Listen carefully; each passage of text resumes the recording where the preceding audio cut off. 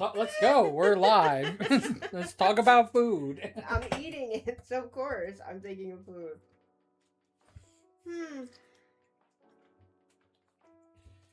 Yeah, what a heat wave, right? Oh, speaking of food, are we gonna go pick some of the ripe black raspberries afterwards? I think so. Okay. I would like that. We're waiting long enough for them. It's cooled off a little bit. After 2 o'clock. You and I can talk for hours. I'm sure it'll be after 2 o'clock. Okay. Yeah.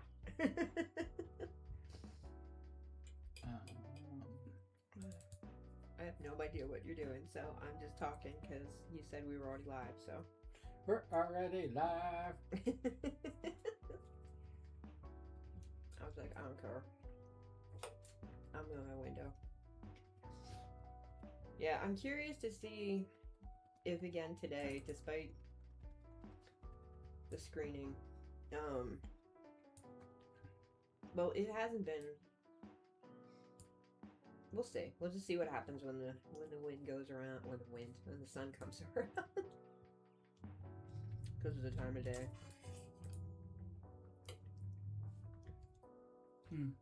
Yeah.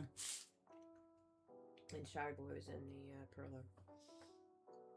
So, although as soon as I came in to say hello to him and give him fresh water, he ran upstairs because reasons. That's how he rolls. That's how he rolls.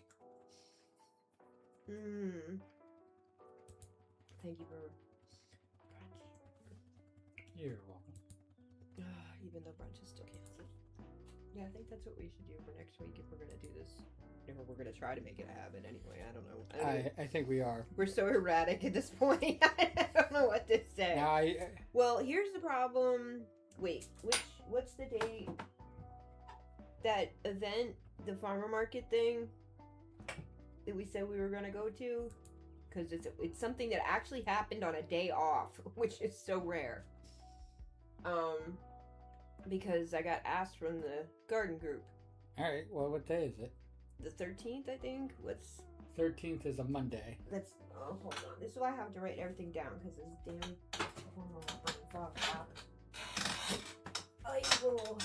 it might be July. I don't remember.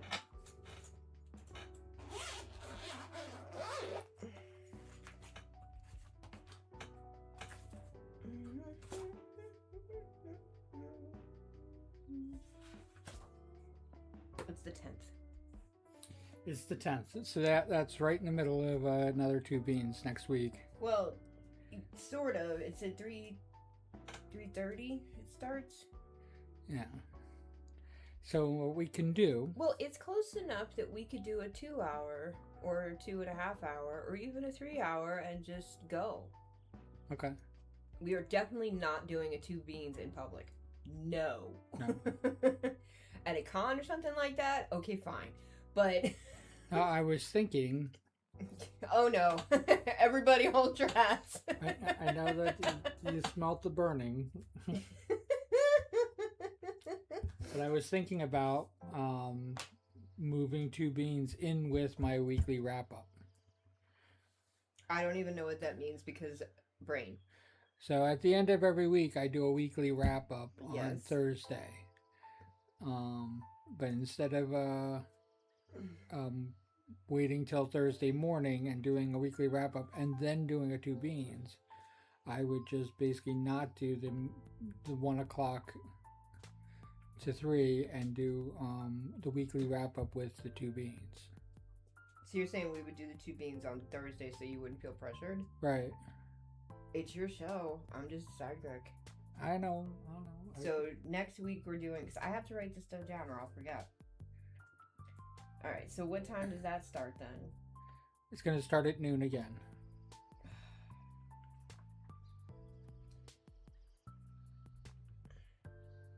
Okay. So wait, what do you normally do then? 1 o'clock in the morning when my I know it's 1 o'clock in the morning. So why can't you do both? That's what I'm confused about. No, I'm saying like instead of, because I think it's been, eating into our, my streaming time has been eating into our time as well, and I think I'm streaming more than I was planning on streaming.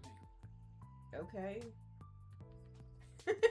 I'm making that face like, whatever, you do what you want, just show folks. It's all about consistency, so. Well, consistency helps, but that's also the problem, because we have talked about this. This is a big world, and people live in many different time zones, and what works for some people doesn't work for other people, and there are people who can't set aside a specific time every single day to watch you live. I mean, that's just, it's reality. It is reality. It's why when I was posting on that one site, I just started posting at the earliest time zone, turning to midnight, and then people could catch up with whatever. It was kind of an understood, it's space is big. Space is very big. No, I mean really. Anyway, and think of the biggest thing that you can possibly think of. It's bigger and space is bigger than that. Yep. I love Douglas Adams. Yes. Yes, this is a quote we're not stealing. Don't try to accredit us to that. Whew. Did we shut off the AC because of this? Yes, so yeah. I didn't. That's why I'm asking. No, it's the royal we, but not the we. AC is still on because Okay. we are in the middle of a heat wave and it's well, like 90 it's degrees out. for this area. It is. Let's be honest. Even though it's summer here, because I just don't know how much it's going to interfere with. Because this is omnidirectional, right? Oh yeah, it'll pick it up. Well, that's what. No problem. If I turn the back to the mic, it would pick up less of it. Yes. Okay. Like if it was back here, it'd pick up less. Yes. But I'm also over here, so it picks me up less too, which some people I'm sure would be grateful for. Self-deprecation day. Is that what today is? We've been doing this a lot today. All right. Yeah. So next Friday, is the event, and you actually, we're not working, so it it's a rarity that we could actually do something in public. Oh boys.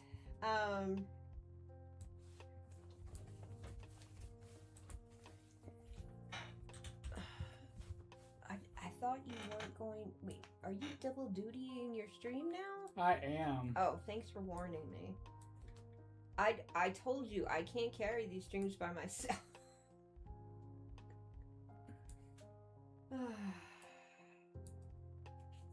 You are not carrying the stream by yourself.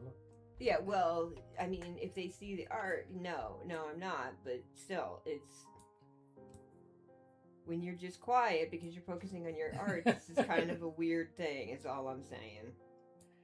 Wait, so why are we doing this? Because we should, or you just don't want to feel like you only have so much time to talk before you cut because we have to go to the event. Right. It's not that far away. Whatever. You made a decision.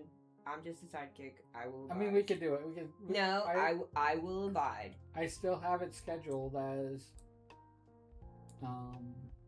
for Friday. So, when I did the weekly schedule, I already scheduled it for Friday. So I didn't realize that I had someplace to go to. I warned you about this when I found out about it last month. I know. And you said yes. I said okay. It's not it's literally a go do the silly little mini event to show support to the group, and if we happen to buy food or whatever while we're there or see people we actually know, oh my gosh, whatever will we do? And then we come home. Imagine that. I know. I'm just glad it's in mid-afternoon because the heat will be a little less. I forgot to check to see what they're saying about next week.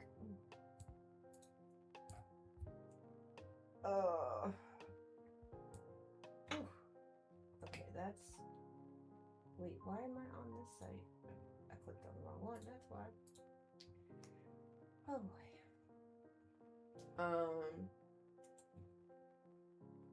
boy. Yeah, I'm fogged today. What was I looking up? Tomorrow. Tomorrow. I was looking for tomorrow. Because they're like the next town over, right? I know we have these weird, like, blobby borderlines in this area, but... Okay, they're like 20 minutes away. Oh, there might be thunderstorms, so that might be interesting. We'll figure it out. I'm sure they don't have the hourly breakdown on yet. And the thunder rolls, and the lightning strikes. How come you do it that way and you don't just... fill it in? Yeah. I do fillers all the time. But right now you just felt like doing something zen? Is that what that was? Something like that. You criticize my art. No! It wasn't. Never mind. Even when I say nice things, you think that says a lot about you. It does. Not me. And not for nothing, I was watching that one, like, people with tiny backyards trying to make gardens out of them stuff, and that one couple. Oh, I didn't have a chance to tell you this story. This one couple, two fellas. They, and funny thing is they bought a unit right next to where one half of the couple's twin brother, I don't know what the deal is with this, because there's obviously a silly, stupid rivalry with typical twins, right? So, they live right next to each other with their partners. Both of them do. And for some reason, and I think it's why the twin next door, they just did something simple and called it a day. But the couple that they were focused on, they wanted to do a Zen garden. And it turned out when they tried to, because it was a new build, the property in general, the townhouse or whatever they were at. And so they did the infamous dig a hole, how long does it take for the water to go away? And it didn't. In 24 hours, it didn't go away. So it turns out when they made this development, whoever it was shortcutted on the garden aspects and did not put in proper soils and whatever. I can't think of there's an industry term for it, but I can't think of it right now. And they wound up digging out, and the contractors, that built the place, they paid for the bulk of it because they got caught, not doing the right thing. But it wound up, they still had to pay a certain percentage, and it was like extra $1,000, whatever it was. It was just, to me, it was like, oh my gosh. But they lots of money. But they literally excavated down like 6 or 7 feet. Not them, the ones that messed up. And it was this fascinating thing that, like, oh my gosh, they actually took some responsibility. How refreshing. Yes, they got caught, but they actually apologized and fixed it, mostly on their own dime. And we see that so rarely. It was like a breath of fresh air. And so they did this entirely crazy thing, so that they could have arable soil, blah blah blah. But and of course they were the kind of people who think big and actually get it done no matter what, kind of people. So it was gorgeous, of course, and the whole point of the show is like they help people find inspiration for the types of things that they say that they want. They don't only do Zen gardens; it's like all kinds. So it was just kind of fun watching. And, like I said, now, what, Bubba? Yeah, I was right. Once the sun starts getting to that spot where the green screen didn't cover, I think, not quite like this. I think I want to try to do trellis screening next year on the south facing, because it has definitely made a difference. Because I remember last year when it wasn't this warm, it was even hotter in here last year. So the green screens do work to a point. But I have to figure out a way to make them seasonally removable so that the snow doesn't become a problem. I'm sorry, this is totally not what we were supposed to be doing, but you're not talking at all because you're too focused on your work, which is why you're doing a great job, hon. Yeah, but keep it up. I'm not supposed to. It's supposed to be a conversation. It's not supposed to be me monologuing while you're drawing. I think you got caught monologuing again.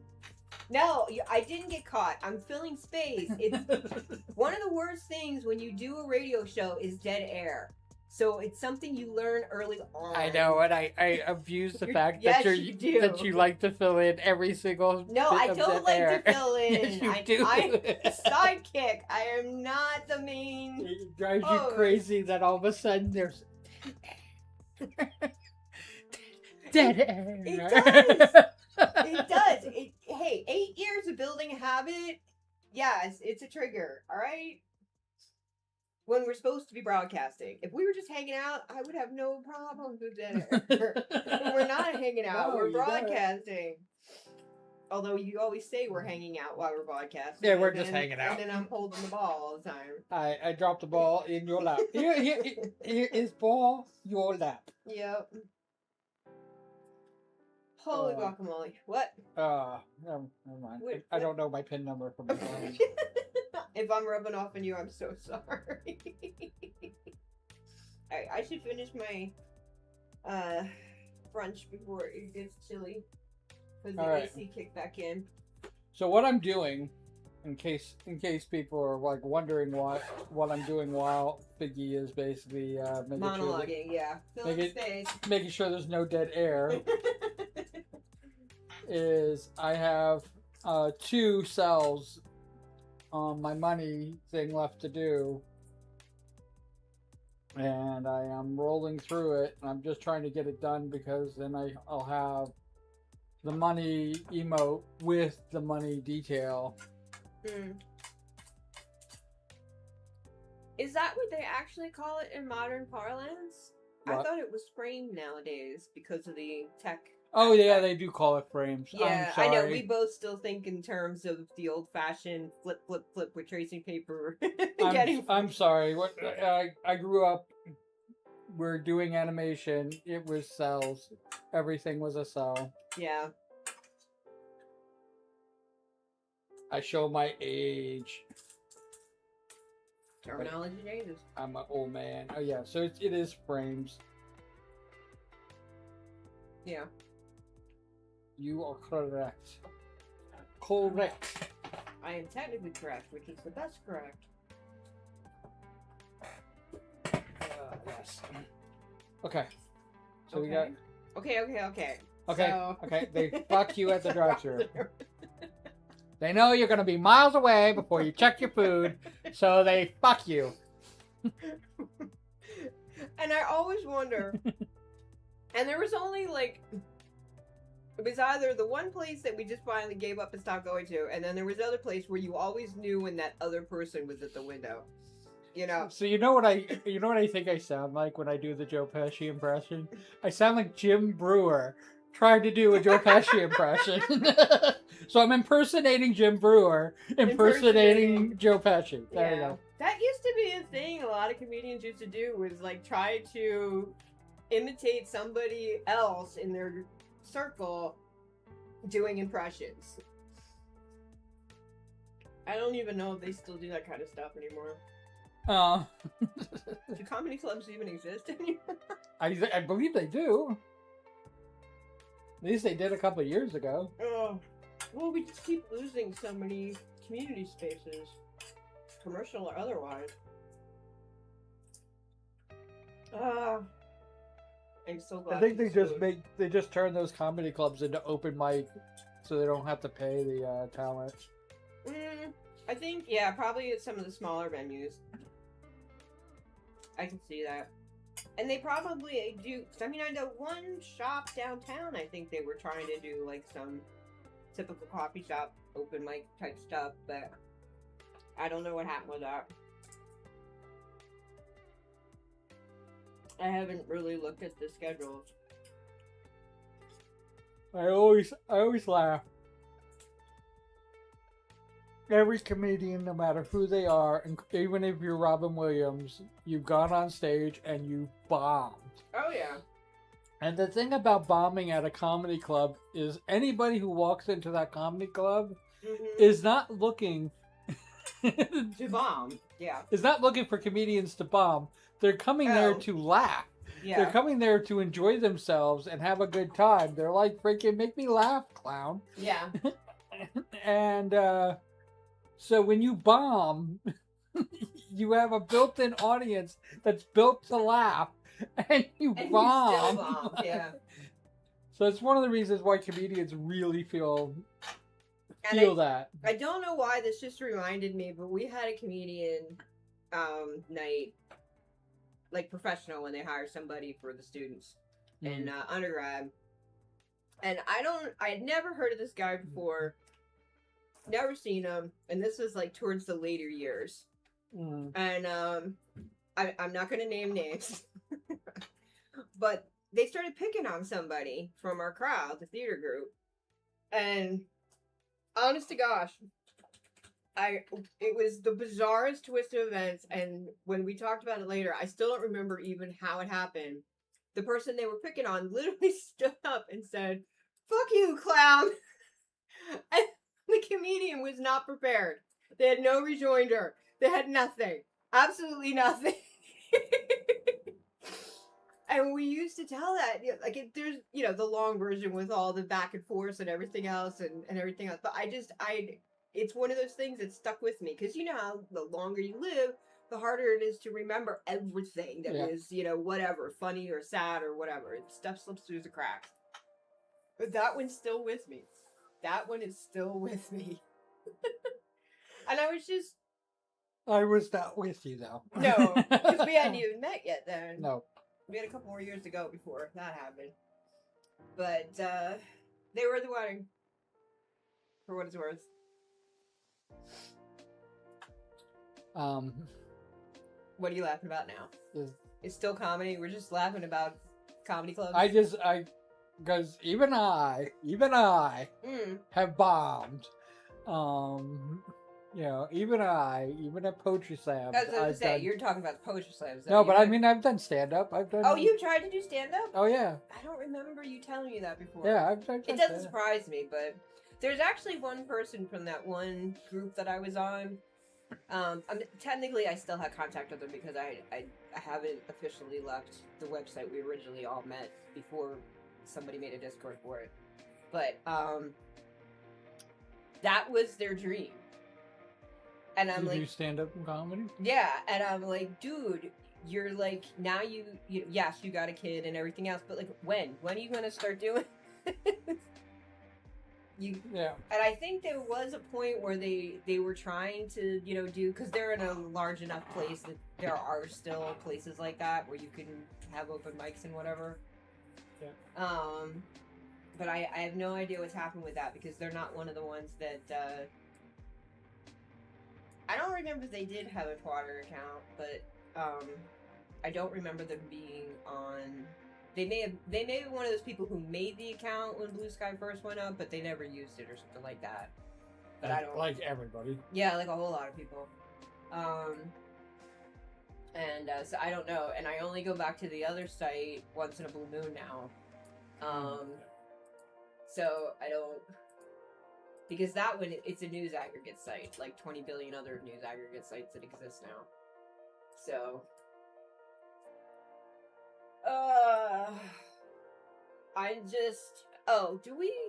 no, let's not talk about that. That's too depressing. Alright, never mind. Later.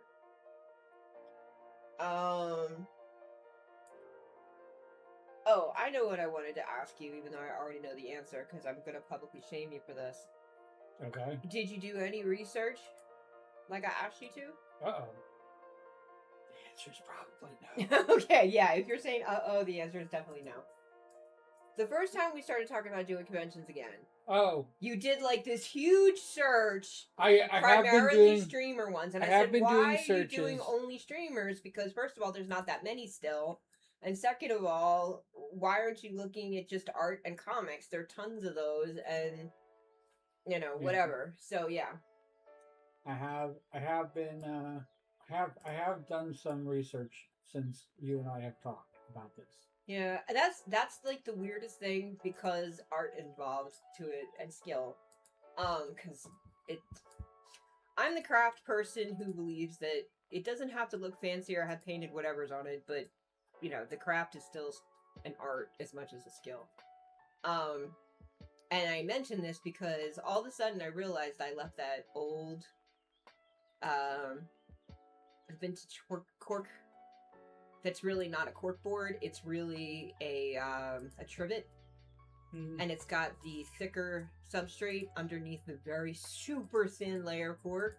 Well, the problem is apparently, I think it was like this when I got it, which is why I got it for like 5 cents or whatever at the time. I have no idea how to do cork restoration.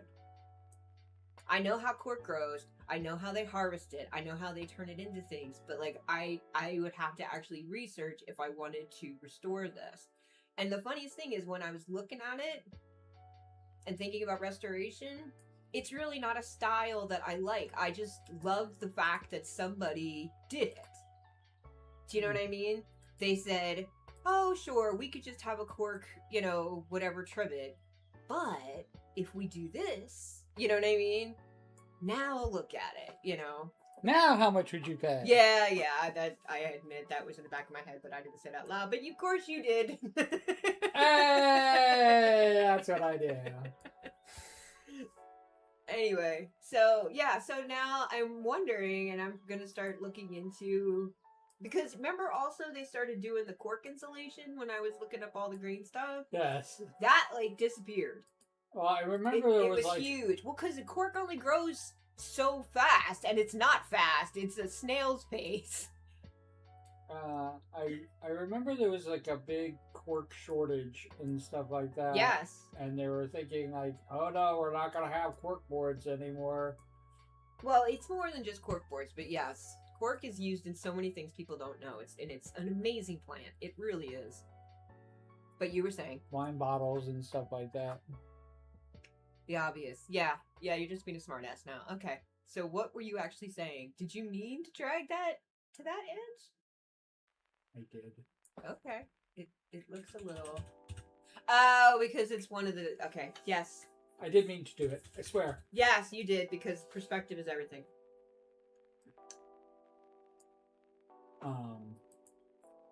And for anybody who might just be listening to this in the other room and doesn't want to rush back to see what just happened, Zoom. It was a zoom in and out, which when you were zoomed out, the discontinued line didn't make sense. But when you zoomed in, it makes perfect. When you zoom in, it makes no sense. When you zoom back out, it does. Hello, my brain is tired. That. What you said. What you said. My brain is tired. Brain tired. Brain go burr. Burr. Yeah. Burr, burr, burr. So that swap-a-roo I did with the storage containers for the digestive biscuits today. I was actually like... That's too small. Oh, you can't see the 100? No, or it doesn't fit with the other curve? This is too small. It needs to be this big. Oh, because of frame to frame. I see. I got it. I see what you're saying. Yeah, because you didn't point. You just said it was too small. Too small. Hey, at least I didn't do the that's what she said, but That's what she said. Too small to begin the training.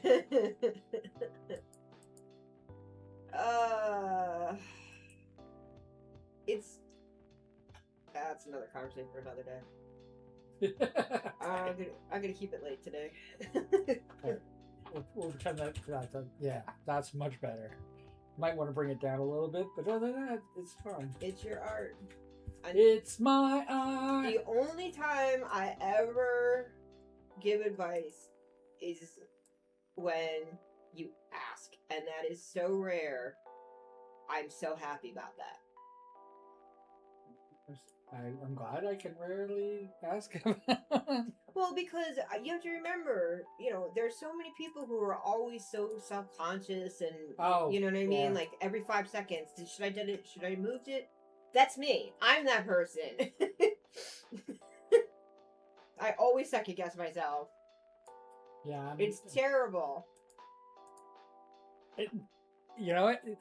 It's like stage fright. Yeah, here we go again. I knew you'd bring this back up. I've never had stage fright. Yeah. I don't know what stage fright is.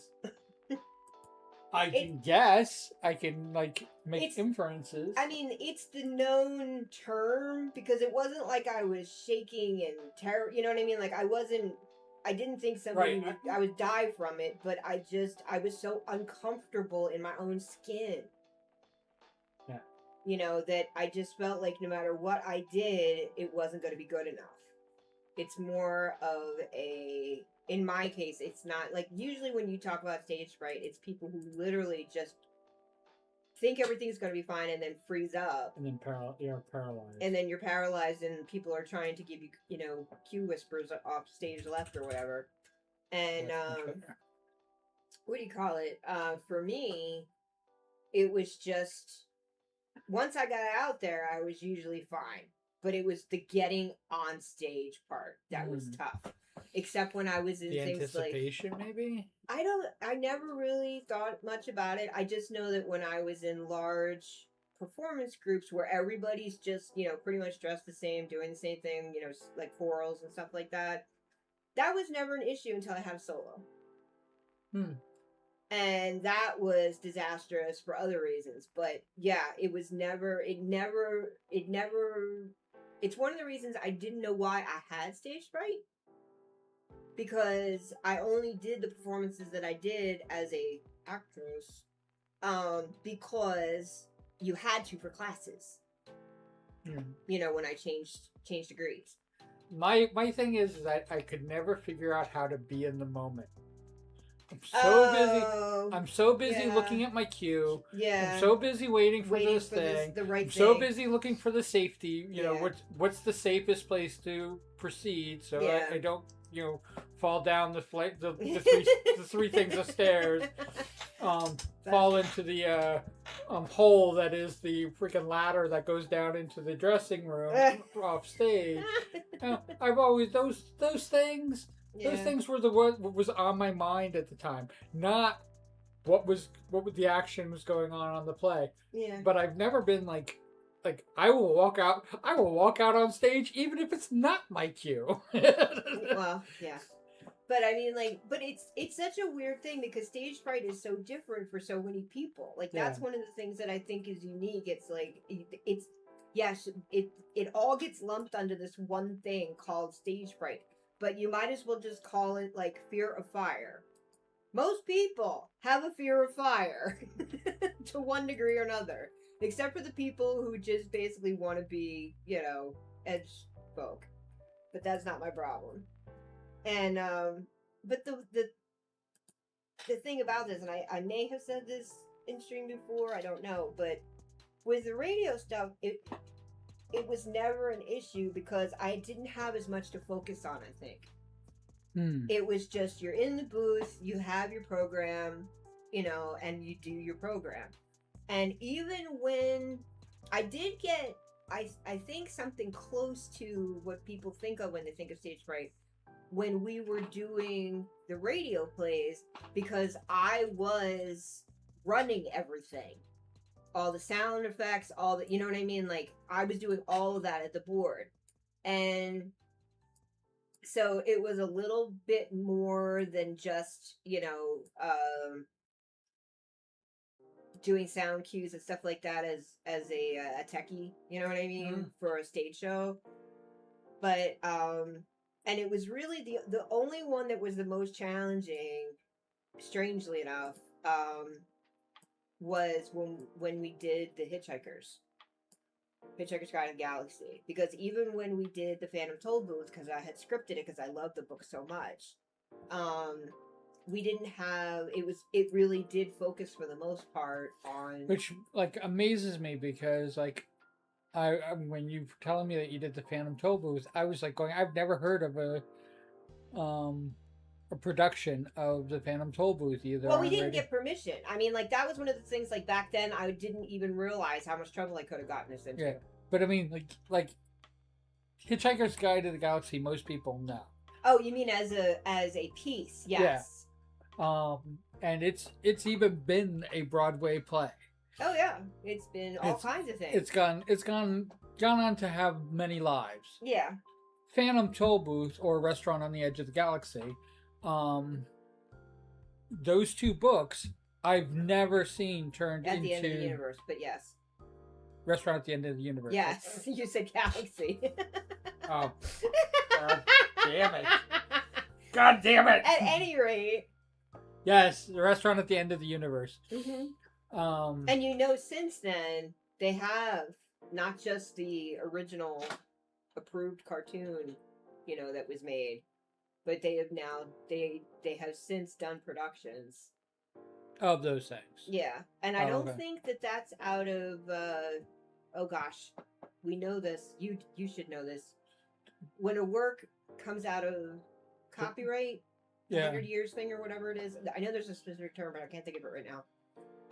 And I don't think Phantom Toll Booth is old enough for that. No, yet. It's not. It still has another 20-something years to go, I think. Yeah, I could check my copy. But we just had so much fun with that. I mean, we even had, you know... No, I'm just saying, like, you said that I have never even heard of a production of it, so... Yeah. I think I still... This is gonna date me. I think I still have it on cassette tape because somebody was taping it for me so I could have a record of it. Yeah. But I always thought that was fascinating because his other books, I think, are even more hysterical, even more the absurdist. Well, it wasn't dry. I'm British at a humor. University. We have an audience of 2 universities listening to that radio station, plus all the people who are within range of that station. Yeah. And there's a lot of kids out there with nothing to do because all their parents are like teachers and professors and whatever. You know what I mean? Like, there's really not much going on. It's not rural in the sense of, you know, the farm kind of thing, even though there were farms out there too, especially since the school across the valley was the agricultural state school primarily. But and it's one of the reasons why I still listen to radio now. And I don't mean iHeartRadio, even though I know that exists. But WNEW, radio. Yeah. Well, because we lived in so many places, we know so many stations that most people, like, before the internet, never even knew were a thing. You know, unless they were driving across country or something. So, and that is something that I actually briefly thought of the other day because of this whole, you know, when we used to do these crazy cross the country trips, there were dead zones. Oh yeah. You know, and now I guess because of all the patch jobs with the satellites for cellular and stuff like that, I guess there's and remember there's how less of them. That's the way to put it. Yeah, I can definitely see that, especially for some areas where people just cannot exist without ridiculousness. But remember how when we were kids, they always talked about people who were electromagnetic sensitive and they went to that one valley down in the Appalachians because apparently they don't have like any radio transmitters or any of that kind of stuff. Mm-hmm. I keep forgetting, and here we are talking about it again, to find out if that community still exists. Yeah. You know what I mean? I wouldn't know. Yeah. Because if the signals and everything were bothering them, is that area did it evaporate because people could get signals, so everybody started encroaching upon that land? I've been wondering about that. That's a good wonder. I don't know. Yeah, so because it came up from time to time. Usually it was when you're talking about conspiracy theories and stuff like that. It's like those places that are like in the Amazon. Yes. Where they've never had human contact until some dumbass white boy influencer decides he's going to go there. And he didn't realize the last time a freaking visiting priest went there, they killed him and ate him. Those kids were lucky. Lucky they got saved in time. I mean, like, there's always going to be somebody with more money than sense. But really, you got to put other people in jeopardy because you're just a jackass? Yes. I will never understand that. I will never understand it. What bothers me is they wouldn't be so popular if other people didn't say, I wish I could do that. Like, why would you want to? Who wants to be that guy? Are you so desperate for attention that you'd rather people be bitching about you than not saying anything? I've never understood it. Ever. Nope, and as you shouldn't. So, what do we ultimately end today? When do you want to end? No, 2 beans and a. Heatwave. Heatwave. Yeah, we're not even talking about that. Probably because we're lucky enough to have air conditioning. I was worried on Thursday that the air conditioner's going. It's probably our third freaking guest. Saying I'm just keeping it up. Going in the air, making them cool. Yeah. On these hot days. We should probably do some kind of a thank you applause thing or something for the people who invented it, even though it's bad in some ways and good in others. Still better than swamp coolers. I'm sorry. I just having actually lived someplace once with a swamp cooler, I don't. But then again, it wasn't the driest place. I think if you're in the actual right zone for that, swamp coolers are fine, and they're their own kind of thank you, science. But,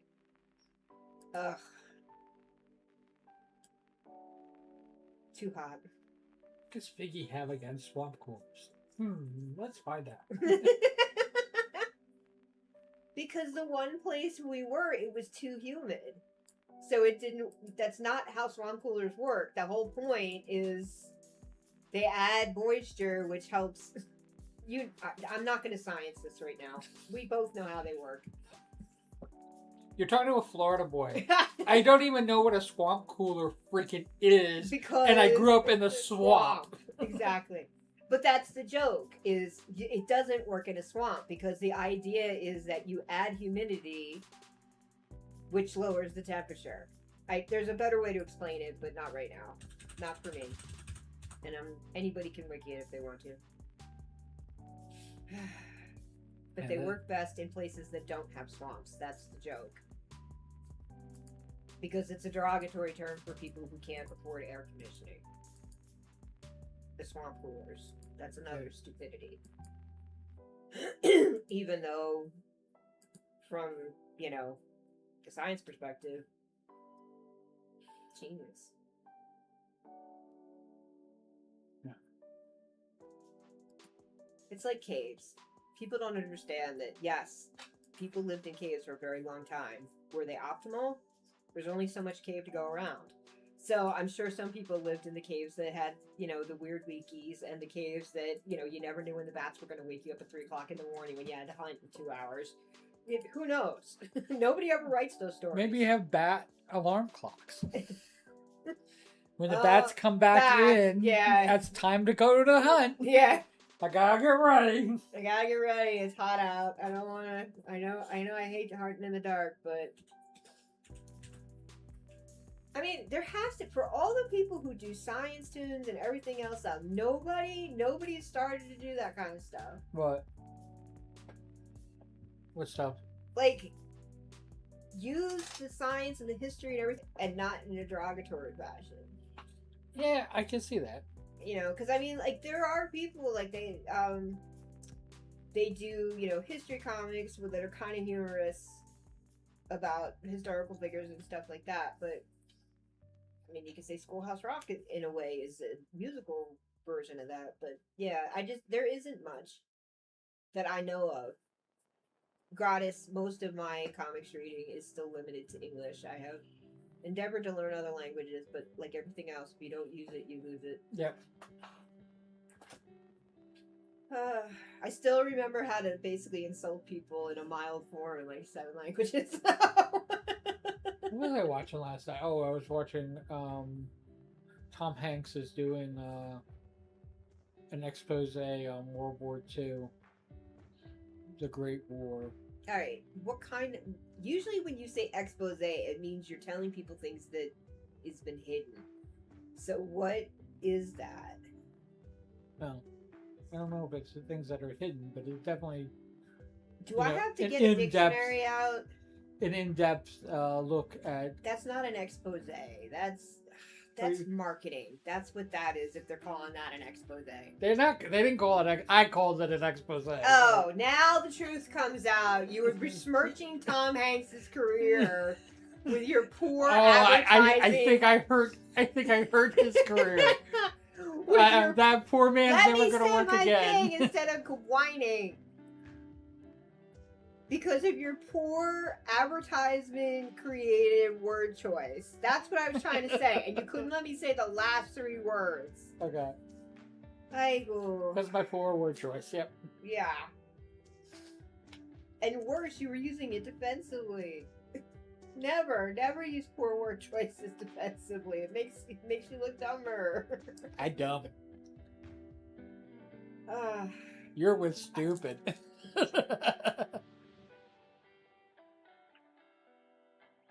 Every time we ran into situations where, because of when we were born, we say words that can mean something else, but because they became something hurtful, and people get upset, it just reminds me of Carlin's shit you can't say on the radio. Every time. Because there's words that you just can't say now, and yes, it's because they developed derogatory meanings, or they were originally intended to be derogatory meanings. And there's now words you can say that you couldn't say before. Yeah, it is. Bitch progress, being one of them. Well, that's the whole ownership with. I'm not getting into that right now. Bitch better have my money. Bitch, please. Pay me what you owe me. What was the other one? Oh, dick too. Never mind. I'm not gonna get into an etymology thing today. Nope, not gonna do it. Most of these people are gonna be like, "Why? Why did he marry this person? They're a weirdo." If they think you're a weirdo, then they know you're in the right place. It would be if they thought you weren't a weirdo. It would be like, what are you doing? I don't know. I think it's because so many people do exactly the same thing in the crowds that you tend to hang out in. I mean, does anybody do, what people would loftily say? We do esoteric streams, That's it. All right, I'm gonna be honest, and this is not an insult, right, to any of the streamers, because I love them and I adore them, and you like yes. The people. I mean, that's what it was like when I was telling you about the one group that I started getting involved with. Is like, I mean, yeah, there's a ton of tea and drama and all that other nonsense, but the people underneath all that are good people. Oh yeah, they're awesome people. I love and adore them. Be original, just once. Just do something. And I know that there's and there are people who break out and they figure out there is definitely a fear. Yeah, fear of othering and different things, especially now. Oh God, yes. There's definitely a fear about doing something different, and where you're not. I'm a perfect example of it. That I basically just do my own thing. Nobody knows what to do with you because you don't fit. I do my own thing. They don't know if they can't put me in gaming, anything. They can't put me in arts and entertainment because I do gaming. Yeah. And this stuff. They can't put me in like this because I do these chats. Well, and that's the problem. Is like, yes, there is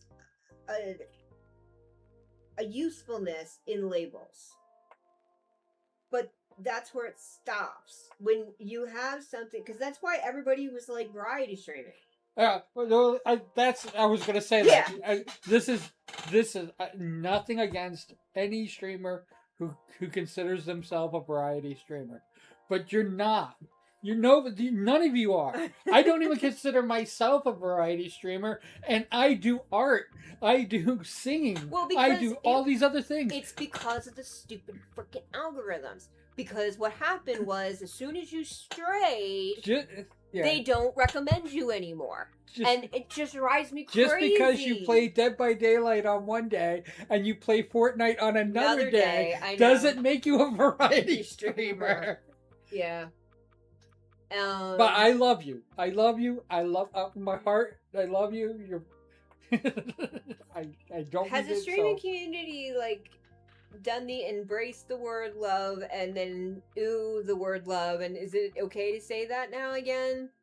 I don't know if they oohed it, but because it was that whole but I love you creepy, they did that period. I'm a creep. Yeah, that's a whole nother ball of wax. I'm a weirdo. I think that's one for people like us. It's a, dare I say, blessing. It's such a loaded word these days. Yeah. It's great.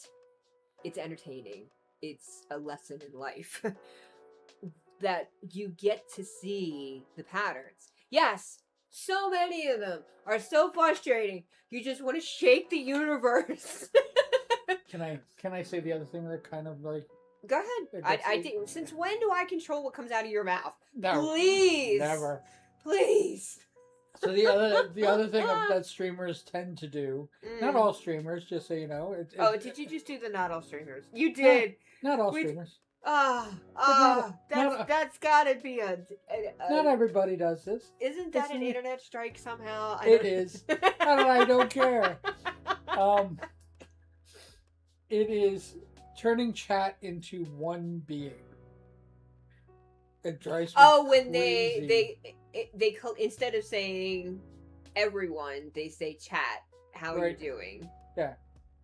I can understand that, but I also think it's not something that would drive me crazy. So listen, chat. We're going to be doing these things, and I'm going, okay, I'm part of chat. That makes sense that you said it. Actually, now that I think about this, especially since we're living in the age of AI, which that labeling problem we're not going to get into today. Yeah. Is it the depersonification of chat as opposed to folks? Because I use folks a lot. I don't mind. I don't mind somebody saying chat every once in a while, but when your entire when you answer a question and you say, "Oh, here's a question from chat." No, you've got a question from me. I wrote the question. I don't even know. Okay, because you know me and distractions. So I don't even know how some of y'all even can remember. I know there's mods for a reason who, point things out and what I could never do this stuff. It's one of the reasons I admire so many people. And even folks that technically are streamers, even though they don't chase the stream, so to speak. Yeah. Because I've been watching even YouTubers, who have done long form educational stuff and things like that. Yeah. And they don't even do that, but usually what they do is they do the smart thing. Send your questions in. This is the topic we're going to talk about. You know what I mean? They'll do that once a week or whatever. So if they want to talk about the best way to sharpen a bevel blade, that kind of stuff. And one of the reasons that, and I'm going to just call it what it is that this is literally an entertainment stream. You know what I mean? Yep. They play games. Maybe you get to see them make art, and then there's some of the other ones that they're the fundraisers, and all that kind of stuff. But for the most part, it is literally just what did they used to call that? It's not the hive. It's but it's a collective kind of term. You know what I mean?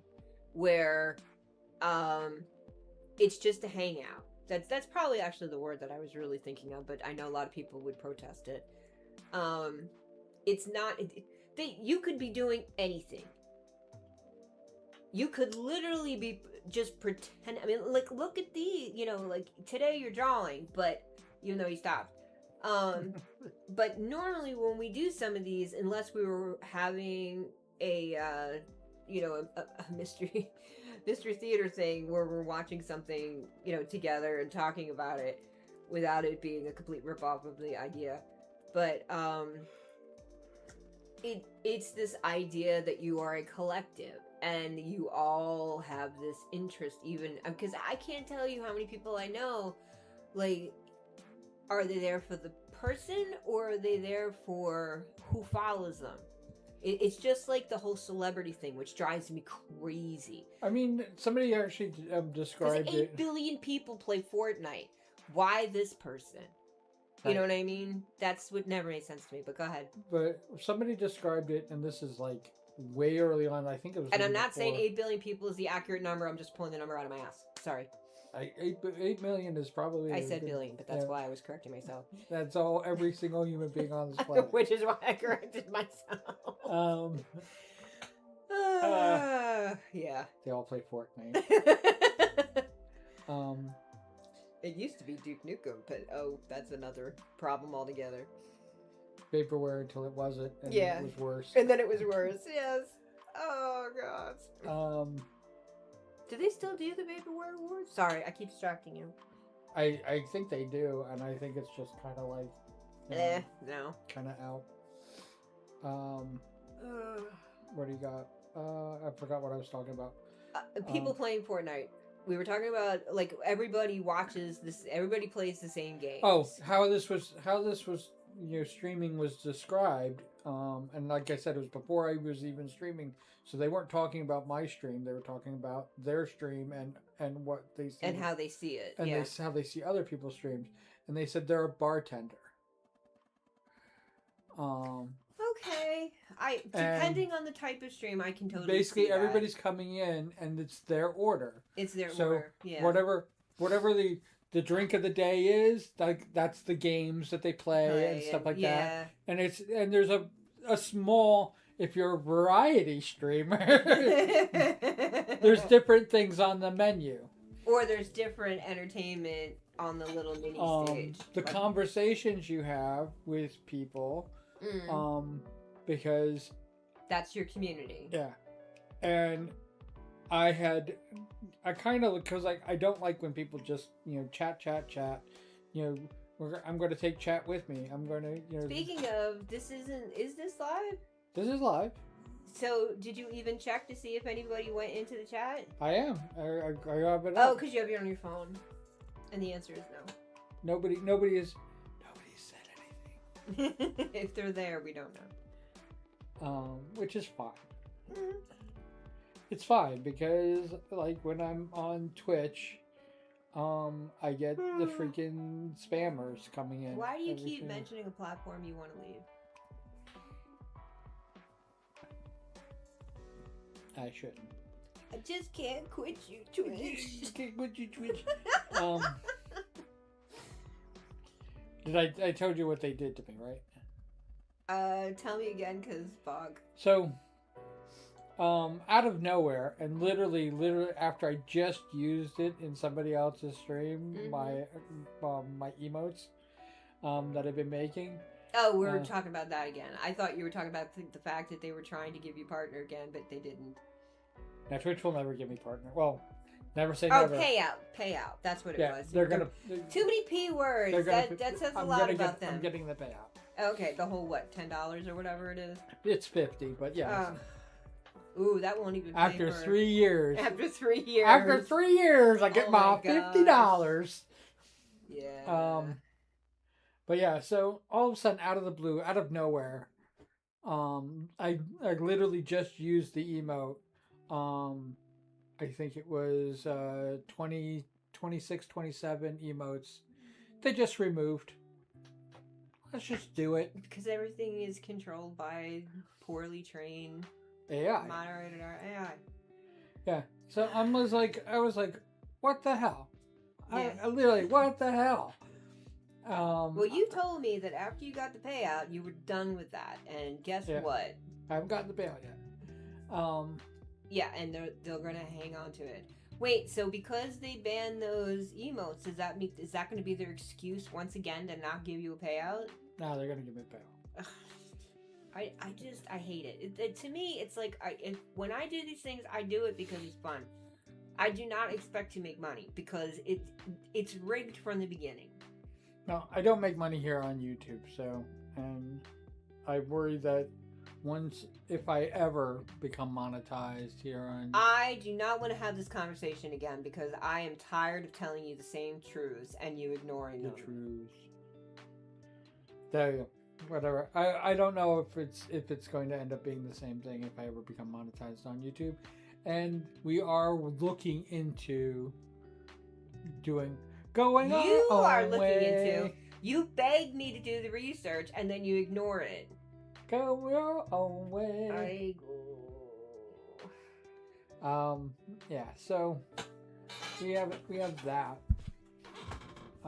happening. But yeah, when they just like abruptly got rid of the emotes, I was just like, I even like I appealed it. Mm-hmm. I wrote on Blue Sky, this is what they did. I'm not a, what do you call? I'm a very transparent streamer, I think.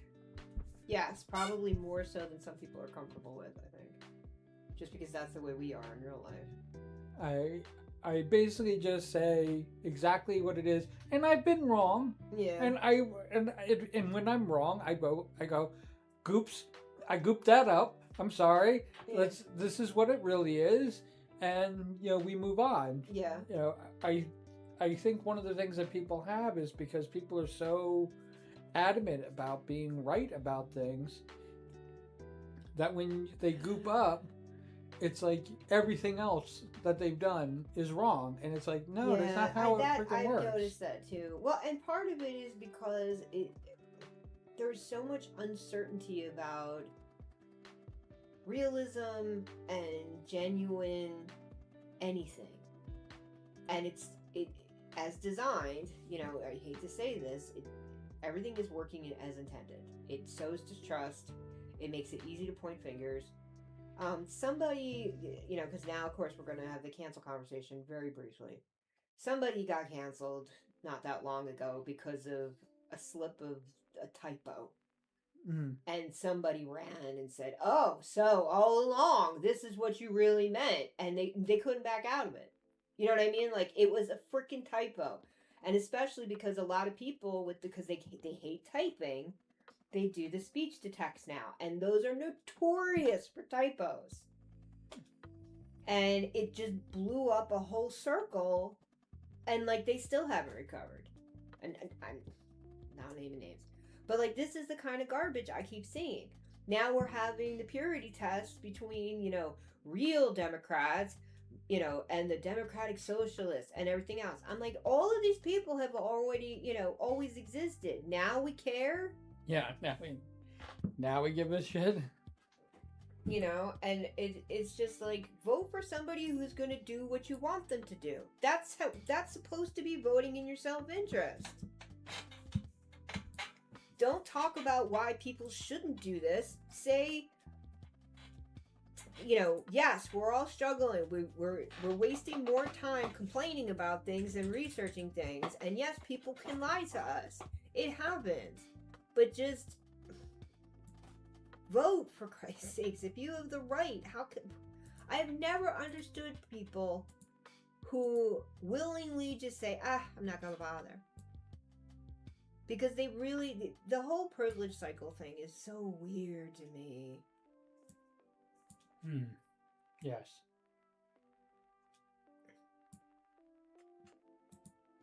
And we were talking about tertiary stuff with the privilege guilt that's going on too, which I'm just like,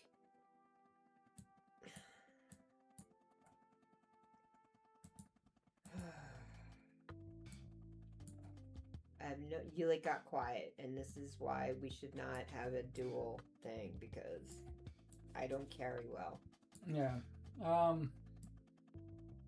If I could just, be playing music and stuff like that, but then we'll get copyright claimed and all that. Copyright claim! And we'll be called thieves, and you wouldn't steal a truck, would you? I would. Give me that truck. I think Can I put my hand on it and keep it on there, and then it becomes mine? Mine, yeah. Mine. Exactly. Okay, now we find out anybody who's listening to this actually is old or had somebody old in their life who shared that joy.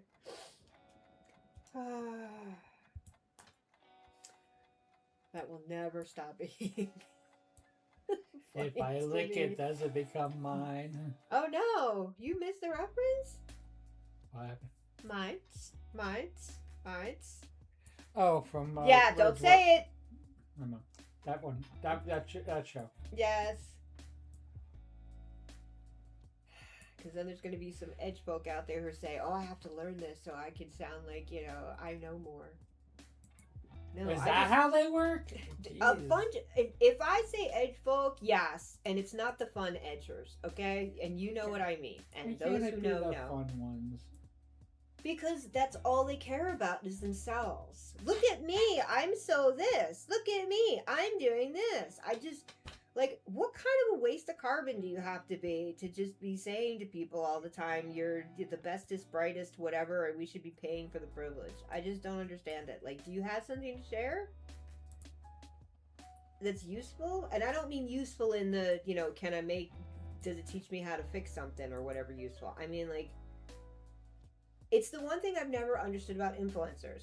They've known forever now, humanity has known forever that, I don't know what the actual statistic is these days, but most of the influencers are either government sponsored or they're corporate sponsored, which in some countries, it's the same fucking thing. And yet they still waste time watching tons of them or listening to tons of them. I'm like, there are so many plant names I still haven't learned that I would love to know, so I can remember whether it's something I want here or it's going to be a problem. And all you do all day is watch shorts of people so you can feel envious that they're getting stuff you're not getting and you want to live like them? What is that? Are there real... the fact that there are so many human beings on this planet now, all they care about is money and attention. And I don't understand it. Yes, you need money to survive in this world. It's very difficult to function without it unless you are in a very specific society. But this is why I would never be a solo streamer. And I only do this because you asked me to. And do not do every single stream this way. Because yes, in your case, because you're showcasing art and stuff like that and having a good time sharing conversations with people, that's totally different. It's not like you're telling people, this is how you should do art. This is how you're going to make $1 million. This is how you'll be more popular than Vanna White. Whatever. I don't care. You make $1 million? Start a stream saying, I know how to make $1 million. And you find a whole bunch of suckers who are so desperate that no matter what garbage comes out of your mouth, they will pay you so they can make $1 million. I just remember pyramid schemes. When I first learned about pyramid schemes, I'm like, how many people still don't understand that, 80% of tech and business now is just pyramid schemes. And they don't get it. Crypto, it's a fucking pyramid scheme. It's like stocks. Stocks is its own kind of pyramid scheme, but at least they regulated it better. Crypto, they still haven't.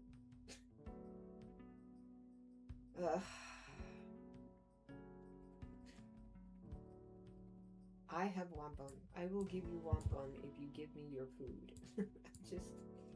Didn't you pick up these shells on the beach? Yes, but it took time. It's wampum. It's wampum. That's just shells. These are wampum. Oh, gosh. Exactly. Yeah. And the funniest thing is, most of the time people see these, they have no idea how much detail you're putting into these things. Because it all just becomes background texture. Well, as huge as this is, huge as people see this, I know. When they really see this thing, I know, it's like that. Yeah, with the whatever colored background. Yeah. That's what they're looking at. I know. That's why I laugh about it. There's details on that? Yeah, exactly.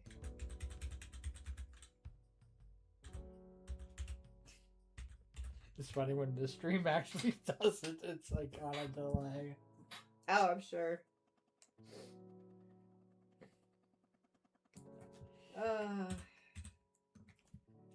Oh, that you bringing up the thing with the other project we've been talking about. I have to find that post about the that other server. Yeah. Every time we find something we like, some, corporation or whatever buys it, ruins it. We have to find another one. Exactly. And it's one of the reasons why I wish, and partly because we were lucky. It's also one of the reasons why I tend to stay too long. Yes. Well, change is always a pain in the ass because this one has this setup, this one has that setup, this one uses this terminology. I mean, that's the thing that's always cracks me up about. We'll just say the web. There are so many terms on the web that mean what they mean and nothing else. And then there's people who are constantly trying to reinvent things that didn't work the first time. And still make money from it. And it was kind of one of the things, and I'm not going to mention this particular client's name. We have had many arguments about why are you doing what everybody else is doing? They already had the money. Now they're just doing it because it's popular. So they just want to look like they're still relevant. You're not even popular. Why are you? You didn't lead the trend. You're following it. That's not how that works. Because by the time you finally follow it, they're already on to the next thing. Yeah, they're already trending something else. Well, I can't remember. Somebody had asked me because of course. Oh no, I messed this up. Oh, what'd you do? It's the back of the bell. Oh yes. Okay, I wouldn't know that without you telling me because I wasn't keeping track. But I lost it. Oh, the whole look-alike thing. People used to work incredibly hard to make their site stand out. And now it's this whole, every time I see somebody, bragging about a site redo, I'm like, oh, it looks like all the other sites now. Congratulations. Yep. And they don't understand that. And I maybe I'm just more sensitive to it because art background. Do you know what I mean? But I mean, you've seen the sites that I used to make, and not a single one of them, except that they mostly had English words on them and some graphics. That's the only thing they had in common. Not the same color palettes, not the same focus. I mean, it blows my mind that everything, no wonder people can't choose. Because everybody's so desperate to fit in, you can't tell why this is better than that. And because they look like whatever the popular site is, people get mixed up and think that they are the popular site, and then are very disappointed when they're not. I know. And then they get angry, and sometimes they're like, "Oh, I was fooled." They just and people don't understand why are people leaving my site in droves when Yeah. I was able to get all these people to come here, and now they're leaving. It's because you're not what they want. Well, and the other thing too, and this was always one of the hardest things to convey to people who were trying to, have a site for their company, however small, for the first time, is they just, yes, there's that fear of getting othered. I understand that. I do. But at the same time, they forget about functionality. Because that was the joke, was way back when you used to have these ridiculous sites because they had all the flashies and all the other stuff. But if the links didn't work, nobody was going back to that site. Now, people will continuously go back to the site because they had to have fixed it by now, right? You wouldn't even have a bookmark for that site back in the day. Nope. And then I still am that way, just so you know. I am too. And the joke is that one site that I recently took out of my shortcuts is because they just borked themselves too much. There's too many places now that if you don't immediately accept their cookies, if you don't immediately this, or if you don't immediately that, like, I don't even want to see the pop-up. Do you know what I mean? Like, I can't even imagine how people have been trained to find it acceptable to have to dig through 3 pop-ups. And worse, now they're doing the ridiculousness, even for sites with it isn't like a bank site, where if your computer cleans cookies or whatever because it's just getting too bloated and stuff like that, which for phones, from my understanding, that could be an absolute nightmare unless you're one of those idiots who spends $7,000 on a phone, or more. And what do you call it? I'm gonna get a drink. Take your other thing too. I'll be right back. All right, so I'm not going to continue talking because it was a conversation, not a monologue. So I'll monologue while you're gone. It caught me monologuing again. Pretty much. But okay, so we'll talk about something else for hopefully the less than 5 minutes that they'll be out of this room. I guess we'll find it. Yeah. Oh, should I have gotten out the stopwatch? Anyway, so this is weird because usually there's at least keeping an eye on the. Oh, I thought you were bringing stuff. Oh, you just grabbed that. Okay, that makes sense. That makes sense. Did I put the stuff I washed that was the cans? They're in the bag. Did I do the rest of them, or are they still in the sink?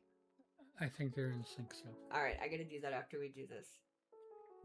Because I need to clean that sink. If you want to take the break, and I will take over. Give everybody lots of dead air. Yeah, that's exactly why I'm gonna just say thanks, but no. Because if I go in that kitchen, I'm gonna be like, no, I'm gonna do this now because I'm tired of doing this. I got behind cleaning certain things, and I'm so sick of catching up now. It's been a joke. Speaking of, I am really going to start getting mean about when you go to bed without putting away stuff on the drain board. I understand you hate standing there while I'm washing and drying at the same time, but I met you halfway, and you are you saying this on a live stream so that we have it recorded forever and ever and ever? Yes, because so you can say, "Go back to the stream. I don't have to yell at you anymore." I'm saying it now because you keep swearing that it's not as bad as I say it is. I swear all the time too. I swear even when I don't have to swear. Exactly, and it is insulting at that level, to be honest. But I'm a purist, so the whole point of swearing is that you will do the deed.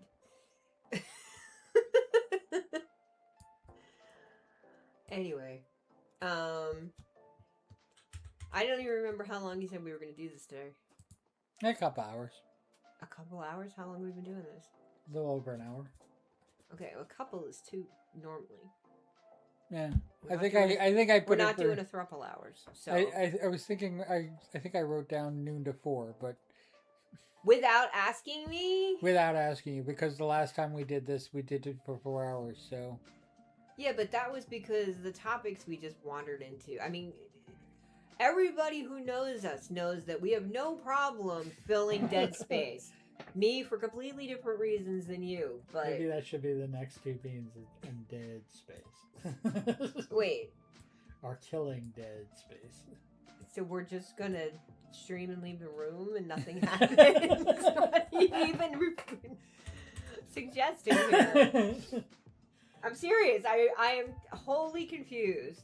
No, I mean, I said filling dead space. Oh, filling dead... 2 beans and filling dead space. I got it now.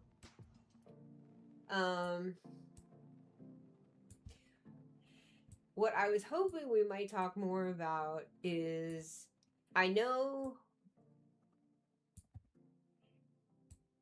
that there are definitely, like, the popular things, like we were saying at the beginning, towards the beginning at least, you know, everybody plays video games, everybody, you know, whatever.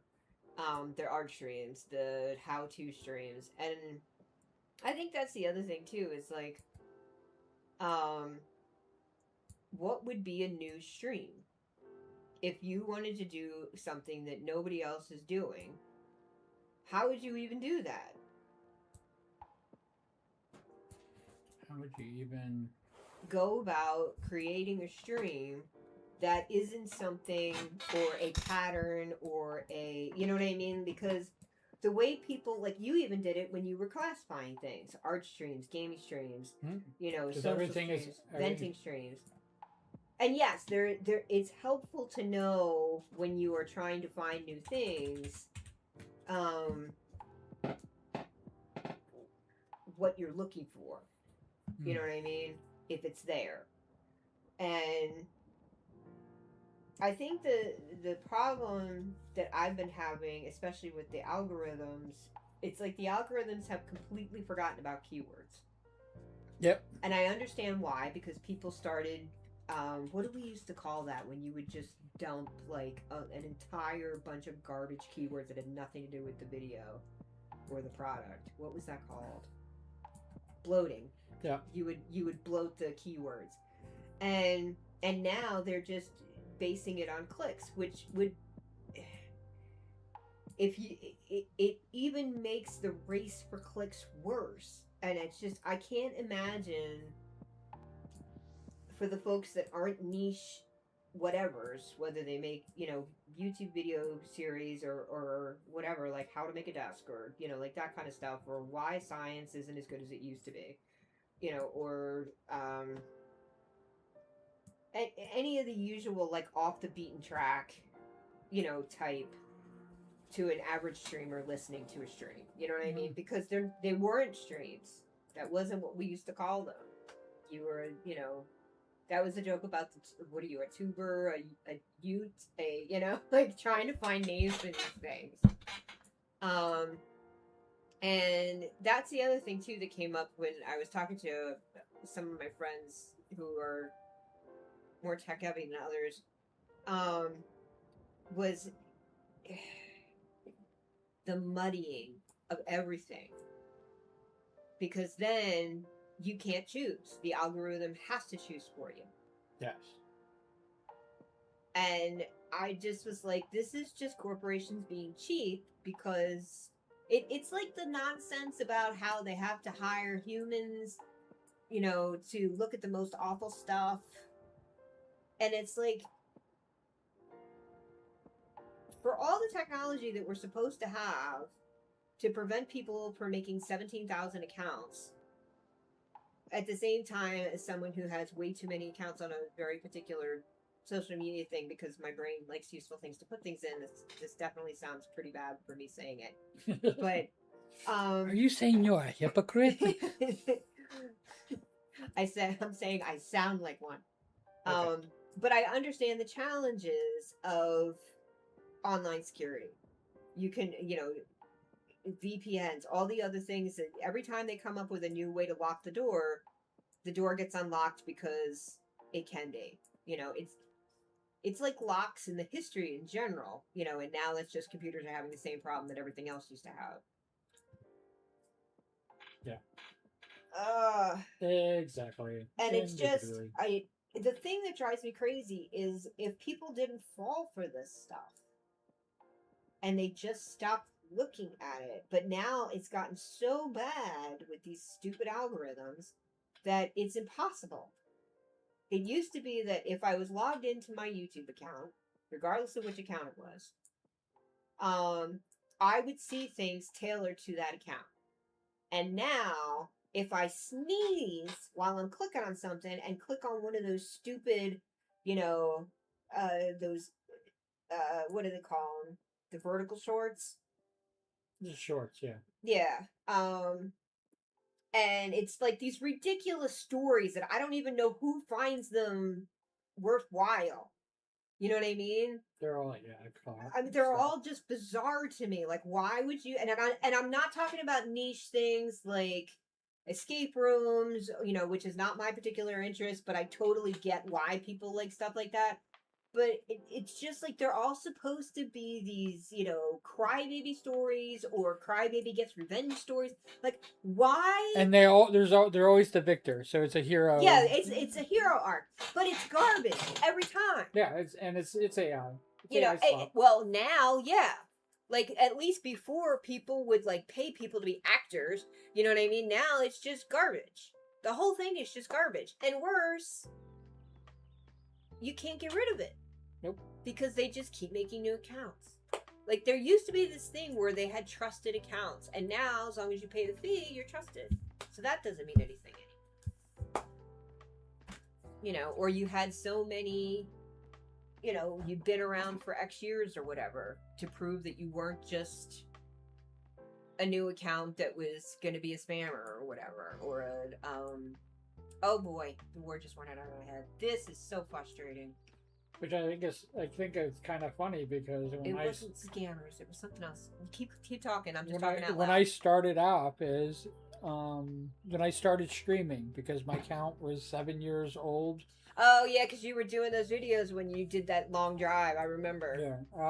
So my account was 7 years old before I started streaming, and because it was inactive for so long, they just assumed that you had cracked the password checker. Yeah, they thought I was spam. They thought I was just a.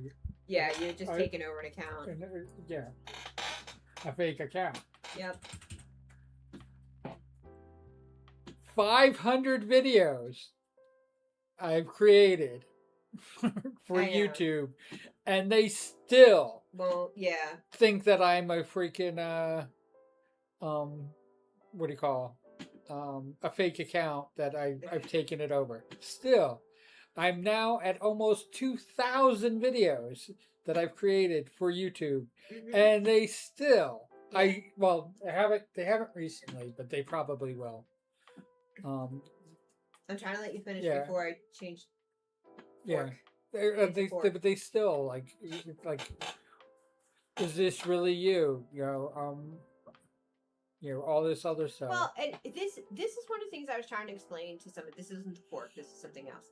I was trying to explain to somebody the other day that this is the difference between living in a city and living in a small town. If you live in a small town, you know everybody. Right. Even the people you do not talk to because somebody else knows them because whatever. You're the bartender. In a sense, yeah. That was what somebody called it. Yeah.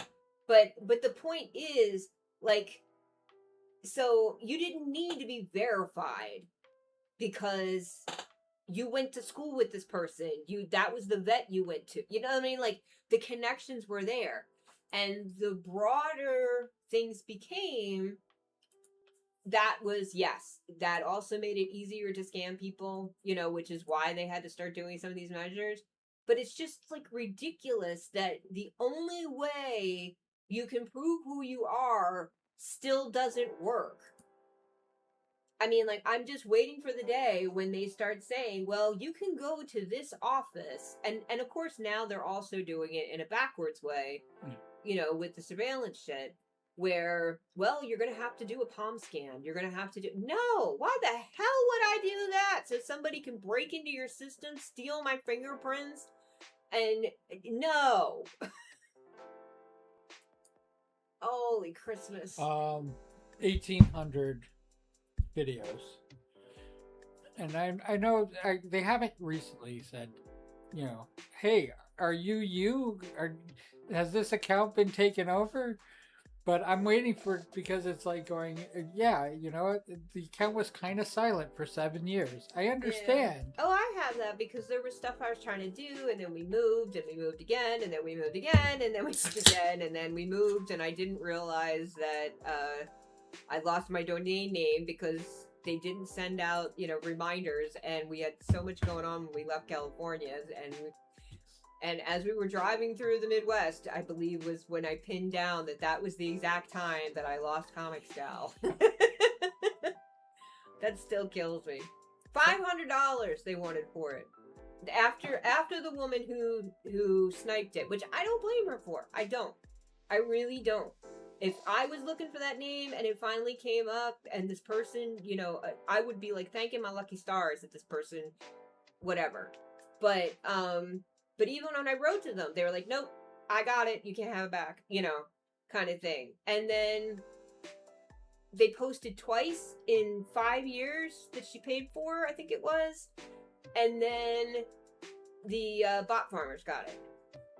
And they wanted at the one time I actually did dither over it, they were asking for $500 just to get it back. Mm-hmm.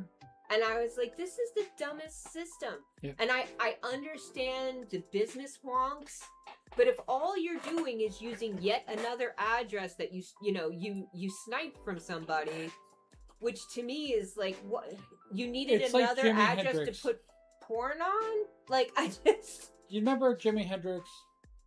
Okay, I never met the man, but I remember the artist existing. So his estate, when websites were becoming like a big thing, his estate wanted the website. And literally, as soon as they got it, somebody was able to take it from them.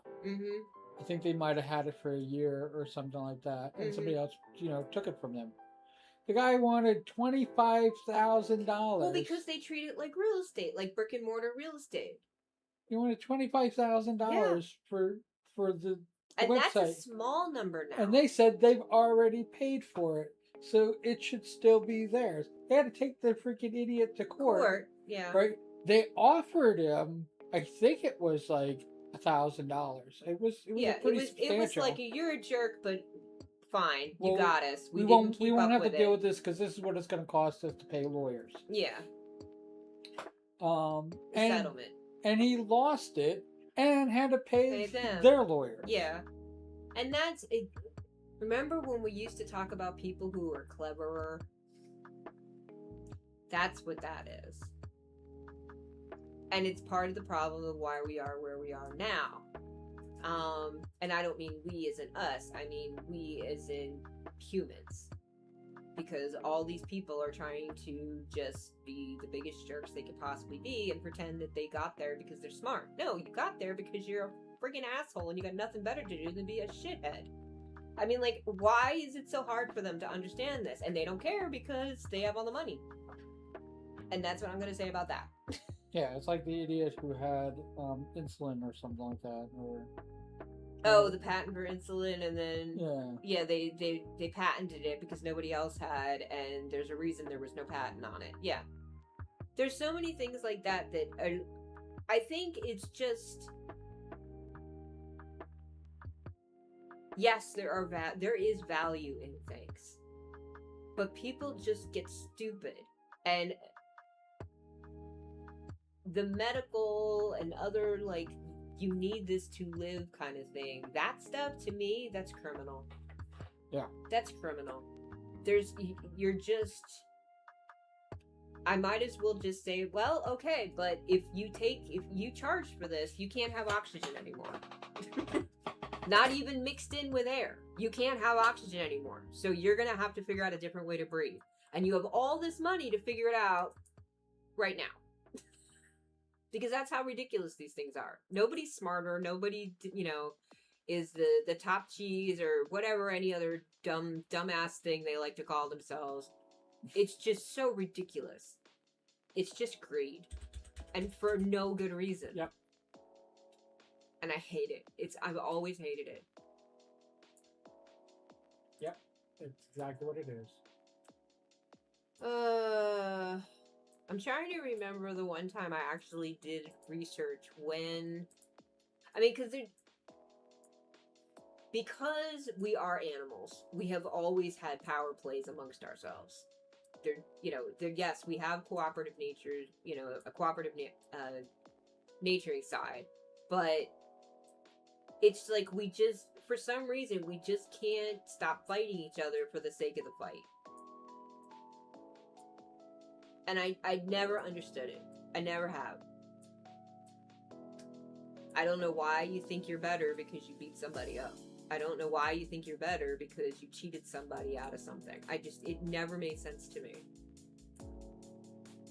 The victor tells the story. Yeah. But I just think it's pathetic. Like, you're that weak of a person that you have to bully people all the time. Because that's all they are. They're a form of a bully. Yep. And I know how you feel about bullies. It's one of the things that attracted, me to you. So... I hate bullies. I despise bullies. They don't just get regular old hate. No, not from me. But, yeah. Well, there was a short time in my life where I just felt sorry for them, because how sad is it that the only way you can feel good about anything is if you're being an asshole? Mm-hmm. It never made sense to me. Nobody benefits from that. Not even you, the person who thinks you are. You're just an idiot. I have not met a person yet whose nature, who they are deep down, right, is a bully in any way, shape, or form. I have not met a single person like that. So that bullying aspect that people have, I know it's learned, but somebody had to be in nature then, because how else do you learn it? It stems from, when you think of the 7 deadly sins, it stems from a lot of that causes bullying. I wouldn't have phrased it that way, but it is, for those who know what the 7 deadly sins are, it does make sense for a shortcut. I'll give you that. Right. And but I've never met, who they are as a person. I've never met a person who's deep down, their nature is to bully other people. You have a much longer history with examining bullies than I do. So I think I will choose to reword, because I have met bullies that, yes, they may not have been. It's the old joke about everybody's born innocent crap. You know what I mean? Mm-hmm. But it's really not. It's not nature. It is the environment you find yourself in. And it's why so many people say things like, did you get out or did you just adapt? Yes. And so to me, it's more like that. But I'm not denying what you're saying has truth to it.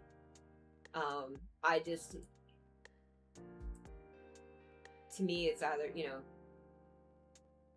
you adapted, but it wasn't the right choice. Well, I mean,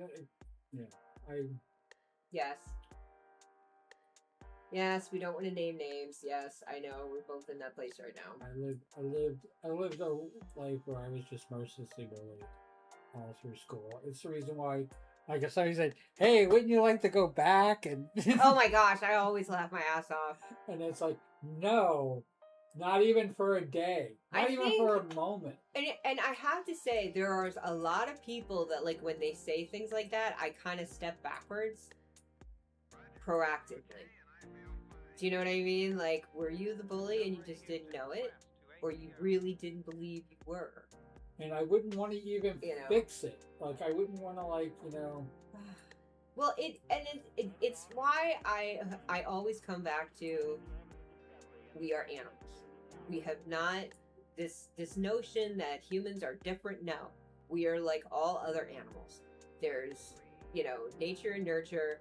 There's, what seems undiminished cruelty potential. There's just, it's all there. We have never been able to be anything other than that. And yes, there are people who fight it, because when you think about the kingdoms as they stand today scientifically, not all of them are beneficial, but not all of them are detrimental either. There's always that choice, but the problem is I can't think of a single kingdom that is only beneficial.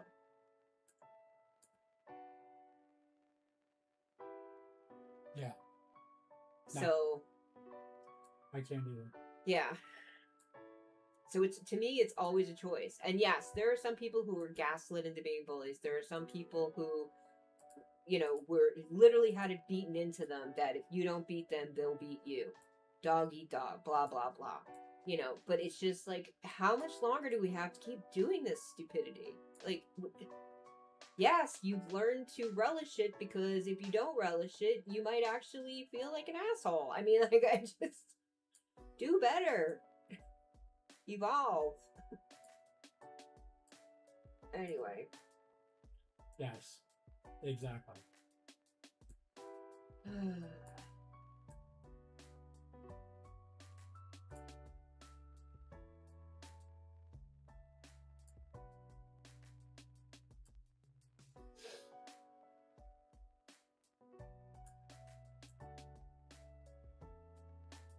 I think one last word on this.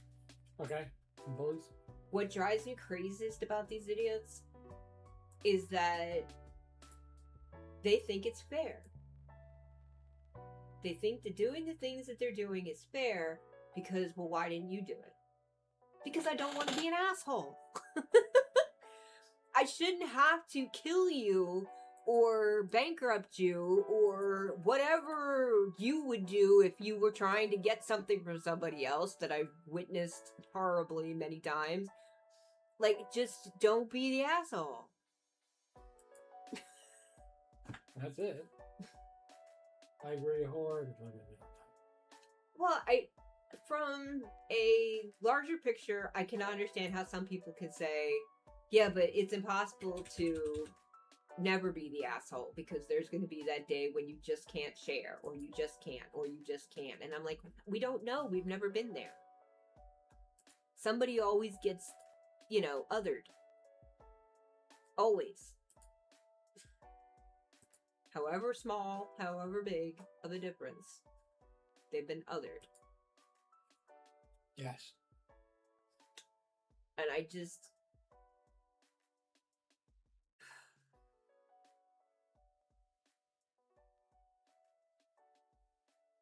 Math class is tough. It is. It is very tough. I actually used that because somebody was having trouble. Is this going to be the money thing again? Adding, and I did the math class is tough. I said, funny thing to note about that. Just so you know, the person who's doing the money thing, male. So, not. Oh, you're not telling me because you already told me this story. You're telling everybody else. Person, I say that because and I said fun fact about that expression. I said that was Barbie's first words. It's funny actually. I learned that from the poem, and it's not actually historically accurate. There was another. I can't remember it now, and I know what I messed up. There was... I'm not going to tell the story right. Put a pin in this. Try to remember to help me look this up because I'm not going to research it right now. Especially because the place I had this discussion, I'm not there anymore. But it was not. The first word was not math class is tough. No. No, I believe that, yeah. But the joke was... I think it was in the repertoire of the first words. It was, but the joke about... Because see, what a lot of people don't know, and I think it was the Gorilla Girls, but again, I'd have to double check it. There was a voice box Barbie and a voice box G.I. Joe, and this particular political performance activist, whatever you want to call them, group. And what they did is they basically went into a Toys R Us and switched the voice boxes. Yeah. So, not only did they transgender them through their voices, but Barbie was saying very masculine, stereotypical things, and G.I. Joe suddenly was saying math class is tough. But there was another version prior. I just can't remember if they both came out at the same time at that point. Yeah, I know that for Barbie's first words, it was a series of words. Well, they both voice boxes had a series of phrases. Right. And so, one of the phrases was math class is tough. So it could have definitely been for millions of women, millions of little girls. Yeah. All across the country. The very first thing that Barbie said to them was math class is tough. Which is the point of the poem. Yeah. So.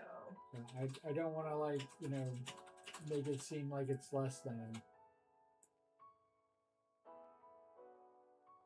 Teen Talk Barbie.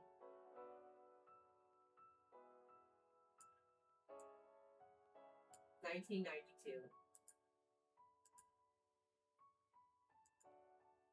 Took till 1992 to. Well, this is one of them says it's 1992. Oh, the video is from 1992. Okay. All the usual places have bits about this. There's a Reddit about it. There's. But they were the Teen Tops, which is not there. There is no Teen Top equivalent. It was. I forget what the G.I. Joe model was.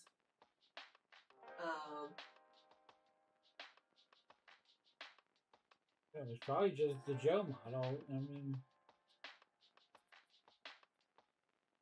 this was before the cartoon. Wow, there's a lot of articles about this. Even the New York Times. Mattel says it aired. Teen Talk Barbie. And they removed it from the voice box.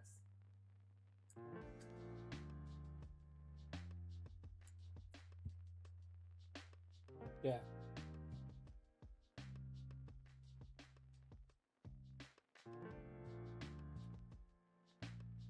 Barbie may struggle with math, but Mattel has bigger problems. That's what the Los Angeles Times headline was. You know, that's something I really miss. I miss editors. I miss copywriters, actual copywriters. I remember that one summer that I was working at the local paper. Well, it was a local series of papers because it was the same paper except they would change out certain bits as it went up the coast. And I used, because proofers, copy editors, you can't kill us. We do what we do, even when we don't want to do it. Mm-hmm. And the real estate ads were always a hot mess of inconsistency. And as we, used to call them, the graphics girls,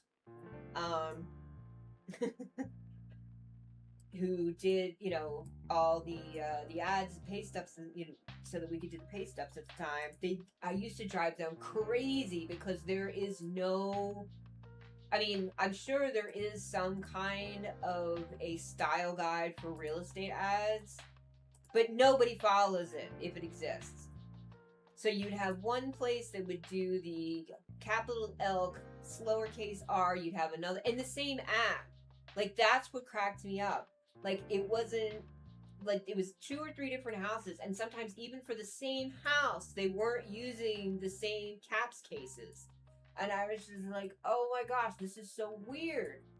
And I know a lot of people would be like, what difference does it make? It doesn't. It really doesn't. It makes a big difference. But the whole point of having a style guide is so that there's flow and inconsistency. So for people like us who are trying to look for typos and,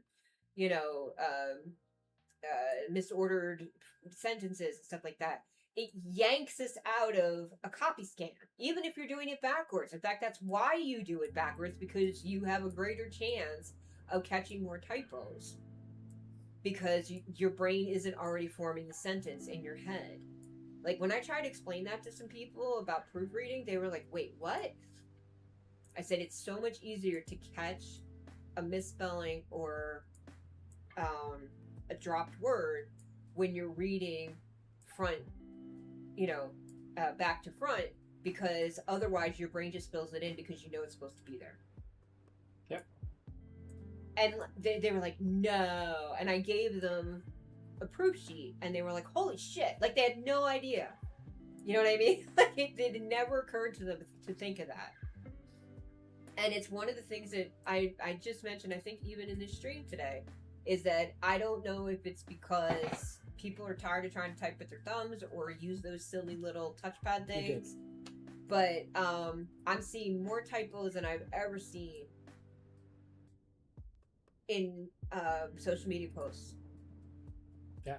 And it's almost always a homonym or AI, you know, showing us just how well it's learning English spelling. That's one of the things I actually haven't bothered to look up because, you know, there's just so much extra time right now. Is how many other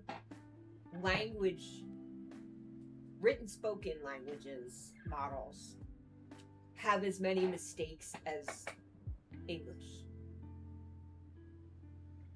And how cultures that deal with the British English as opposed to American,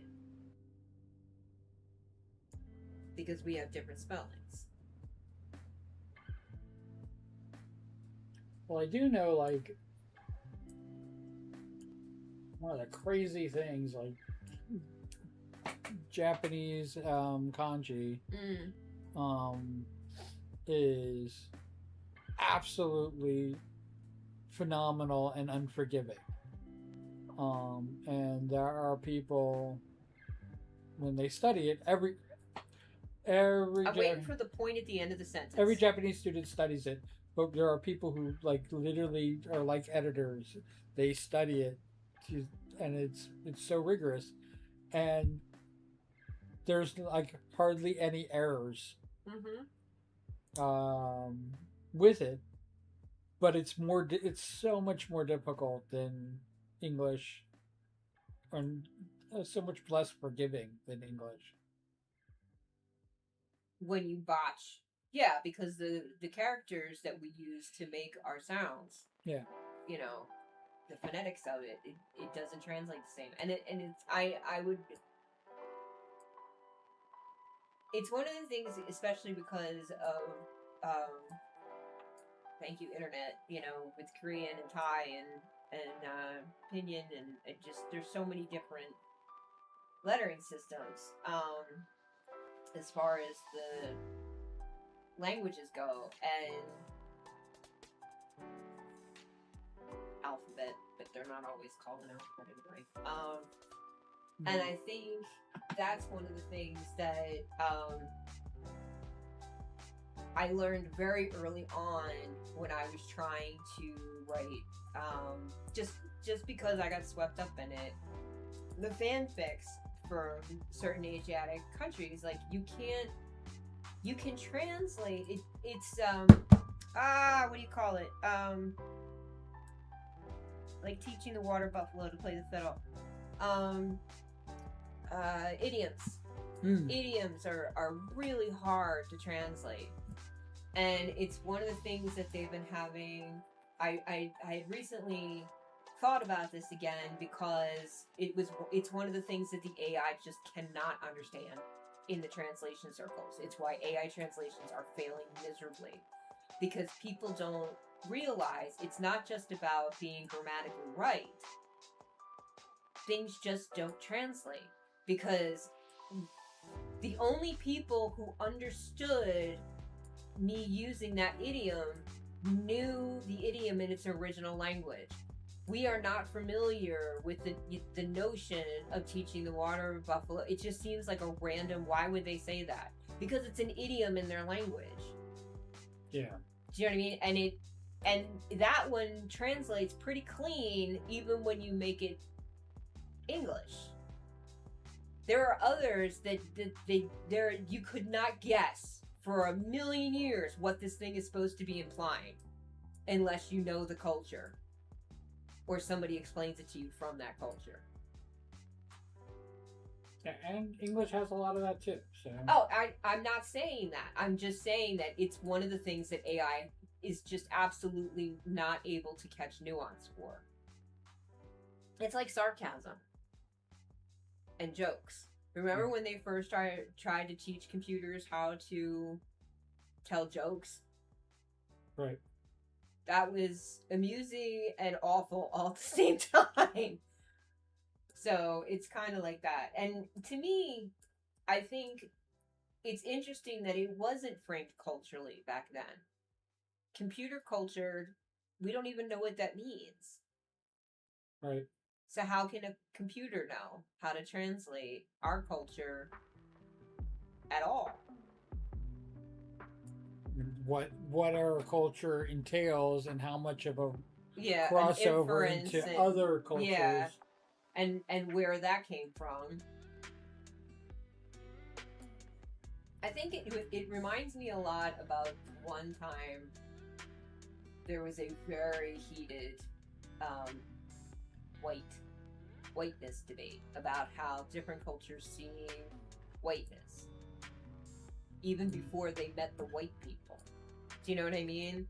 Because that's the joke, is like right now here in America we have all these idiots talking about how we just want whites. There's all kinds of whites. You don't recognize most of them because you don't mean white. Well, I mean, I think of like Trevor Noah. Oh, yeah. The host of the Daily Show. Yeah.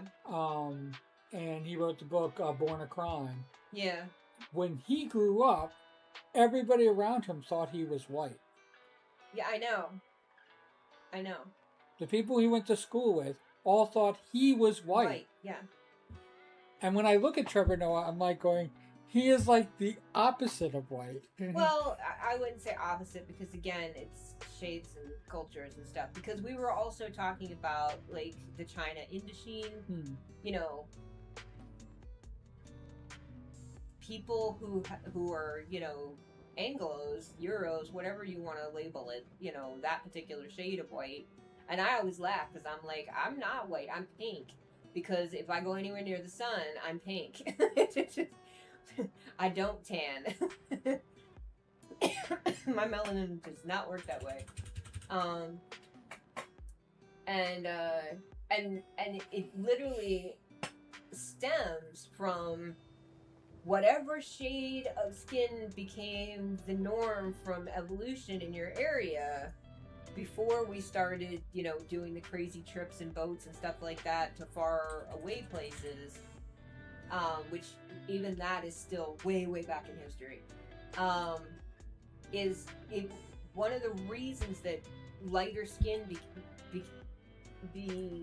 became quote-unquote desirable is because if you had lighter skin, you did not work in the fields.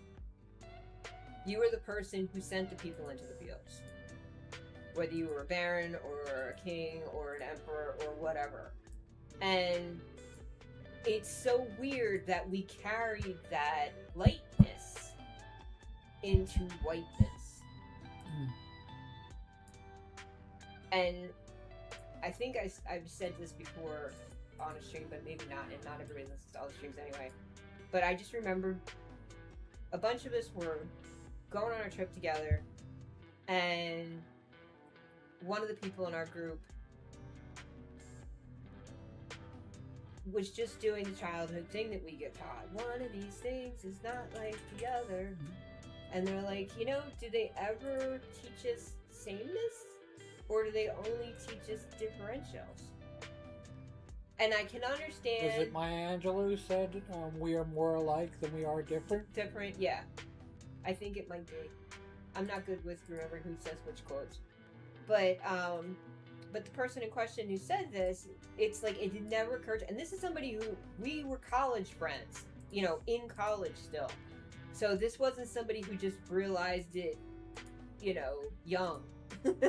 Although some people would say, well, I was a lot younger than I realized it. But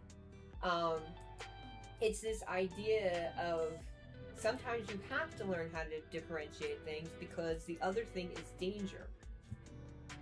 But then it's that whole concept of who decides what danger is. You know, perception is amazing to me and how it gets twisted. That's always been something that has both delighted and disgusted me at the same time. I can see that. Was Angela the one who said delight in our differences don't... Who was the one who said Delight in your differences. Don't squabble over your... What? I can't think of the quote now. I'll look it up later. Are you thinking Michelangelo? I have no idea, because half the time when it's antiquity quotes, it wasn't the person who said it anyway. Yeah, I saw one of the weirdest things. To me, it was weird because it wasn't what I was familiar with. I just think because wasn't Michelangelo like a little grumpy old man? I wasn't alive then. I can't speak to having known them, so I only know what history writes. What history wrote about Michelangelo was not kind. How's that sound? I know. But then again, the man had to sit on his freaking back, for 18 years? More or less, yes. Painting the 16 Chapels.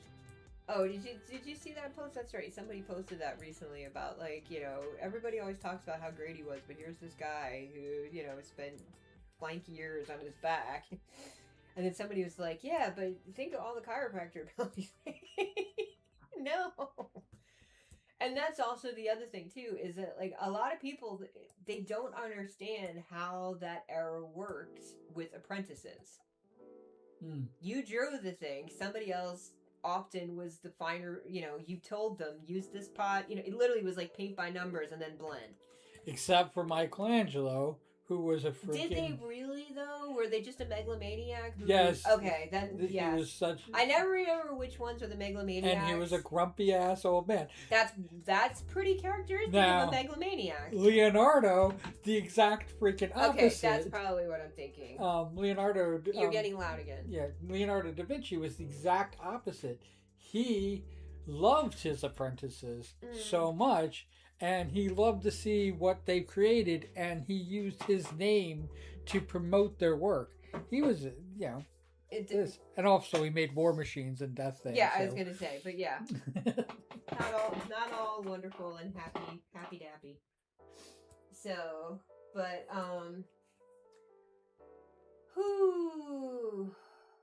yeah, but every time, like, we have talks and I remember a book that I haven't read in a while, I'm like, it's summer. I don't have time to read books right now. Because I even try to go back and do that one series that, you know, talk about in for a penny, in for a pound. You know what I mean? Mm-hmm. The TV show and the books they were based on, holy crap, did they clean up the TV show. Oh. Have the whole series, even the stuff that he wrote after, which is basically the same damn story, just more modern, which is why I stopped buying them, because I was like, oh, this is going to get ridiculously Ayn Randian too, isn't it?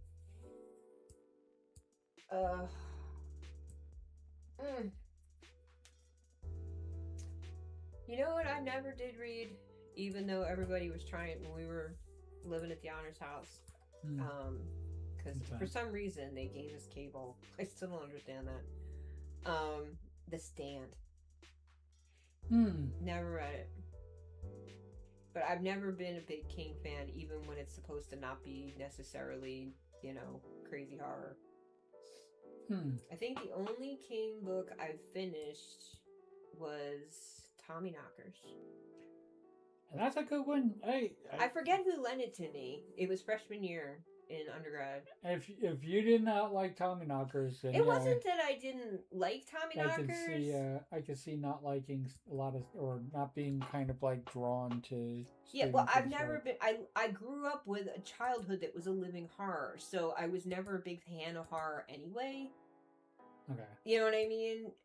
Even if it's very grounded in horrific day-to-day things that he then does his little, you know, I'm going to make this supernatural somehow.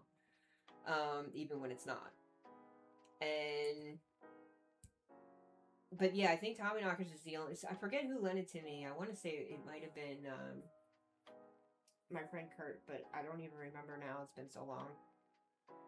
And it didn't scare me.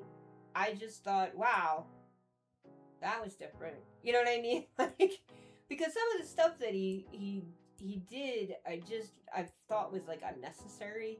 You know what I mean? About like how all the women in town suddenly had periods all the time and all that weird thing, and you couldn't get menstrual products, and I was just like, why is this necessary? And of course, I'm saying this as somebody who used to have the kind of, cycles that would just cripple me, literally, and I'd be puking my guts up for days, because the pains were so bad. Even when I could afford medication to try to knock it down, it still wasn't enough. So yes, that's horrible, but why add to the troubles? And I don't mean the other troubles. That was another book series that you wrote or whatever it was that they made into a TV show. But yeah, the stand is one of those like not really horror. Well, it was when he was starting to get towards the Western weirdness, whatever that period was, the transition. And I think he was doing Dark Tower at the time. I have no idea. Like I said, I call never... it like somebody had to actually correct me. They're like going, "It's the Dark Tower series," and I'm like going, "Okay, a Dark Tower series." Still Gunslinger. It was Gunslinger when it first came out. Yeah. It's the Gunslinger and like I said, this is that's a genre you know better than me, or an author. Sorry. So yeah, but I just and that was the other thing too. Like I said, because I had a horrifically terrifying childhood, and now that I know more about the outside world, because that was the other thing that always used to be shown to me is like, well, at least you're not starving in Africa, like that kind of nonsense that you would get told, about how you're spoiled because you're this and you're that and whatever, and you're not trying to, beg for food or medicine. And I'm like, I'm begging for medicine because none of the doctors understand, how bodies like mine work. Right. I mean, like, what do you want me to say? But it just was never a genre that really pulled me in, ever. And I wasn't like one of those, yes, fairy tales are horror. I had somebody be like, but you love fairy tales. I'm like, yes, because to me, those are realistic. You know what I mean? Like, I know that they have magical creatures in them and stuff like that, but that's realistic. You do things that are dangerous. You could die. It's, a lot of the ghost stories and stuff like that and the supernatural at the time was like this just crazy what if scenario that it had that detachment, you know what I mean, from whatever.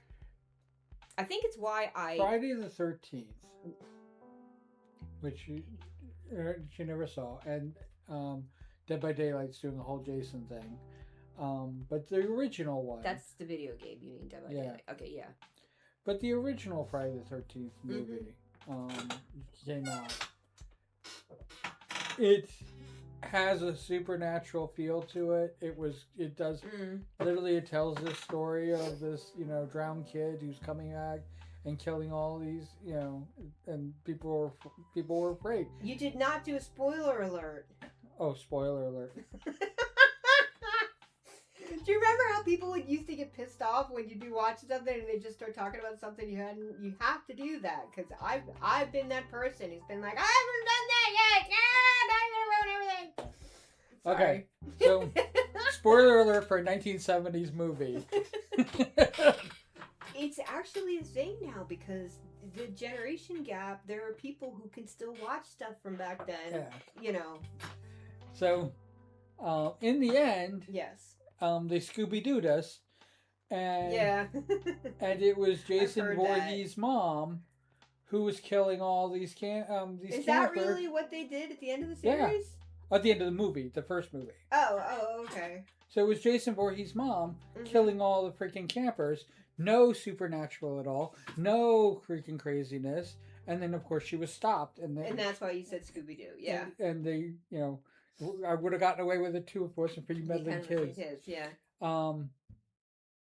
Even though it doesn't Scooby-Doo it, because I know what you're saying. It breaks one of the rules of it, of the Scooby-Doo trope. Yeah. But that was mind blown. No supernatural. When you walk out, you'll realize there's nothing supernatural. When you post this later, I would be greatly amused if you would put in the notes Spoiler alert when we start talking about horror movies. So if you watch the movie Scream, spoiler alert, everybody. If you watch the movie Scream, Drew Barrymore's character gets asked that question: who's the killer in Friday the 13th? And of course, she says it's Jason. It's Jason Voorhees. I mean, everybody knows that, and he's like, no, it's not. And that's why she gets offed, is because she was wrong, because it wasn't Jason Voorhees. It was Mother Voorhees. It was Jason's mom. In every single movie? No. Oh. Just the first one. Oh. My brain listened wrong. We're good. At the end of the movie, Jason comes back. And I figured, yes. Blah blah blah. That's how it keeps happening instead of it being the ghost of mom coming back. Yeah. But anyway, I just before you went on the diatribe about those movies, there was one time when my maternal grandparents were babysitting us, but they weren't. They were in another room, and we were not supposed to be watching scary stuff. So of course, my cousins who were boys decided they had to, break the rule. Yeah, break the rule, boys. Yep. And don't tell me what I can watch. And it was, I think it might have even been the original vampire movie.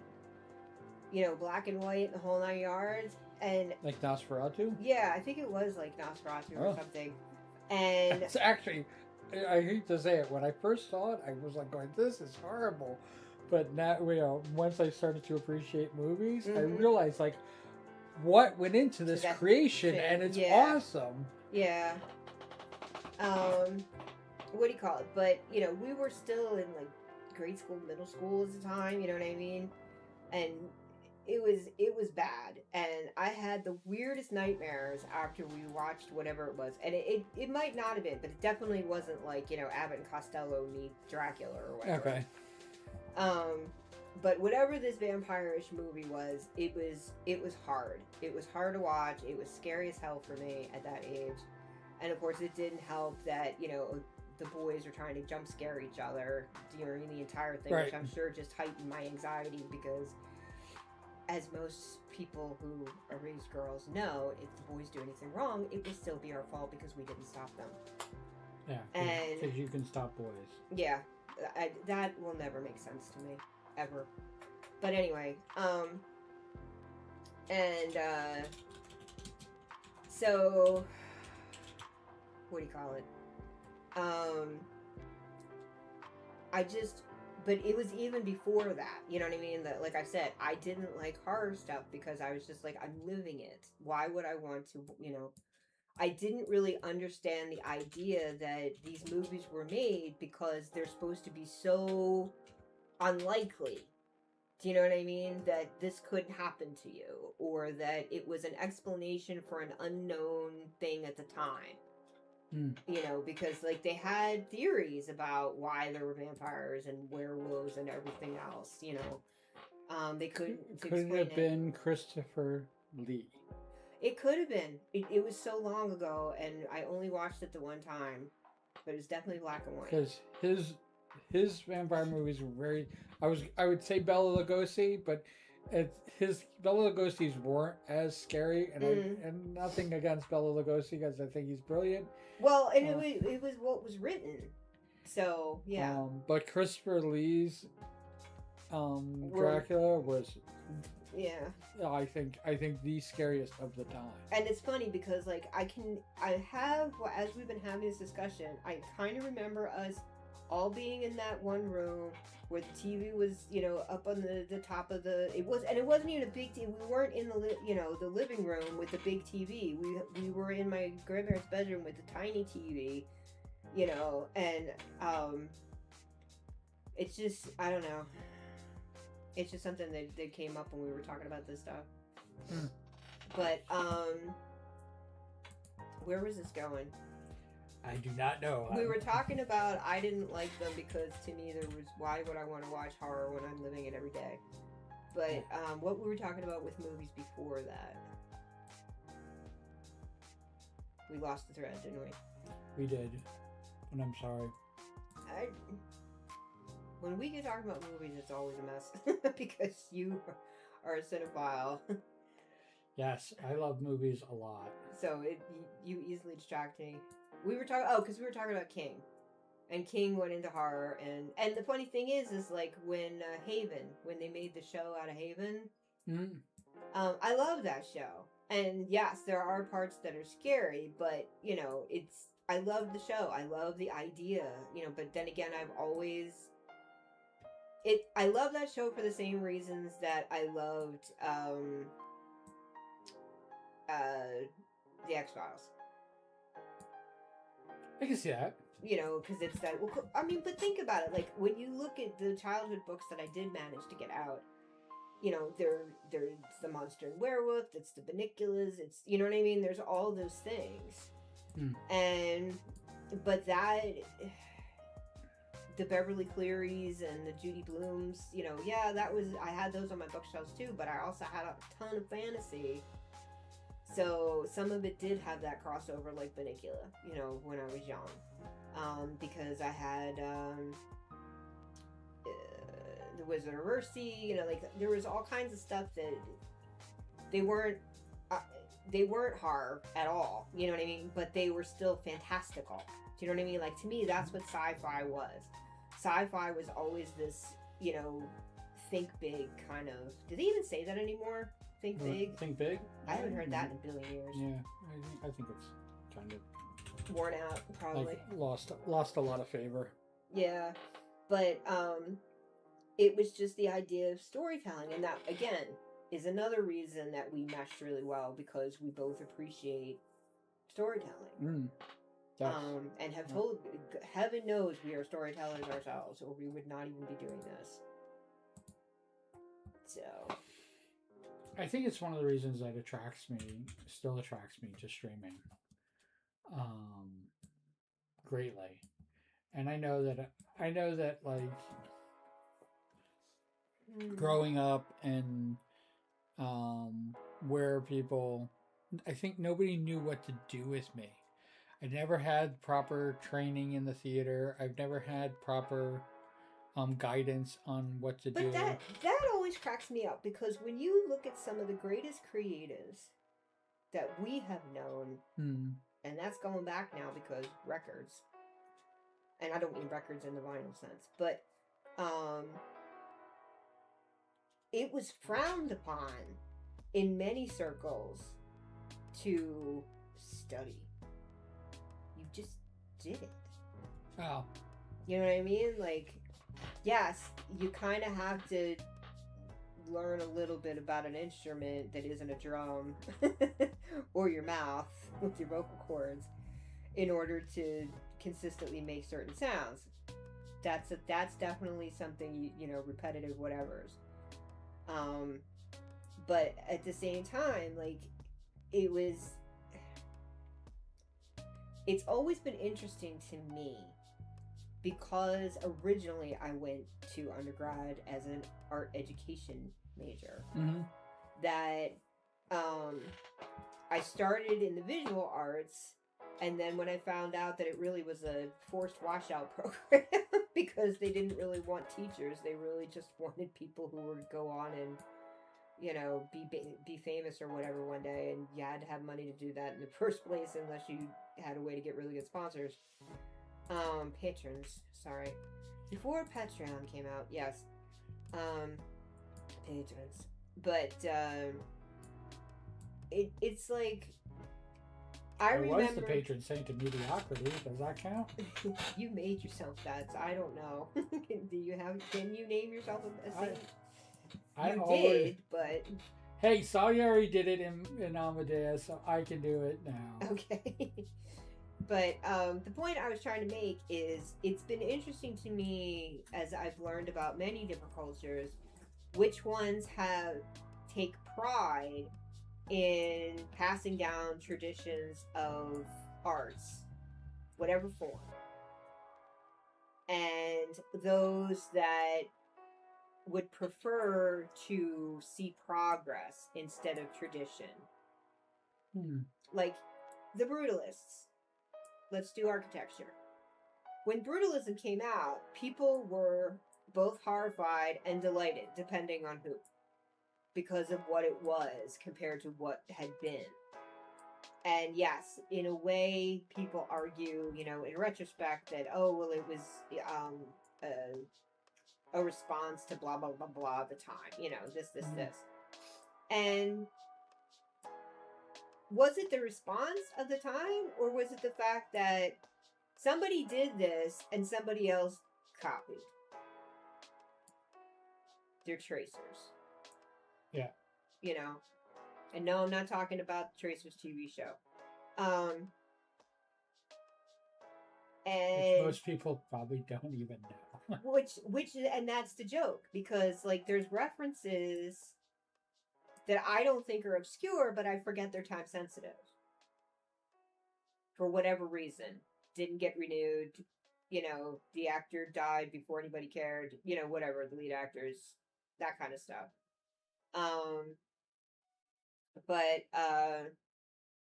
And the funny thing is, I really didn't watch it, but I knew a ton of people that did. You know what I mean? So that's the only reason I really even knew the show existed.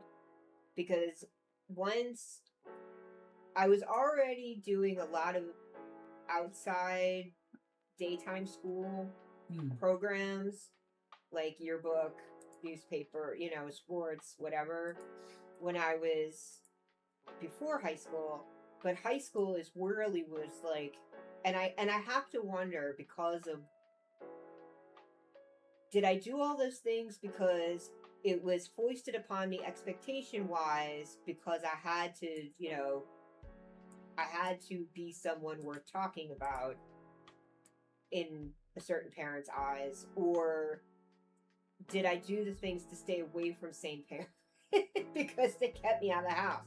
Because I told you that, I think I told you the story about the one year where I don't even remember what my crime was, but I quit cheerleading. I was sick and tired of it. I was only doing it because she forced me into it.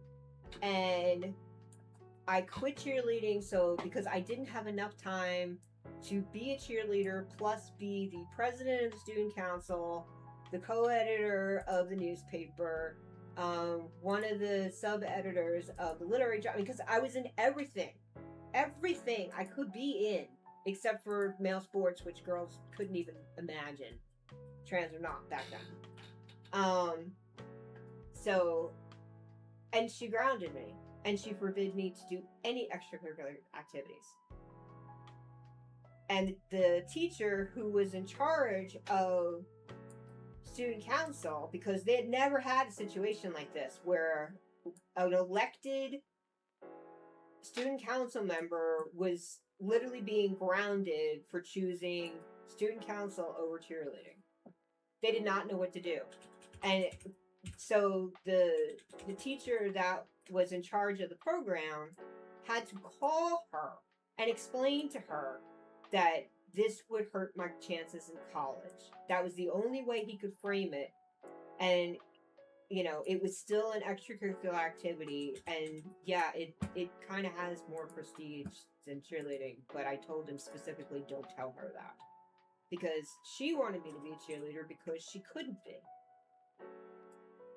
Because, in her mind, her brown hair and her green eyes was keeping her off the squad.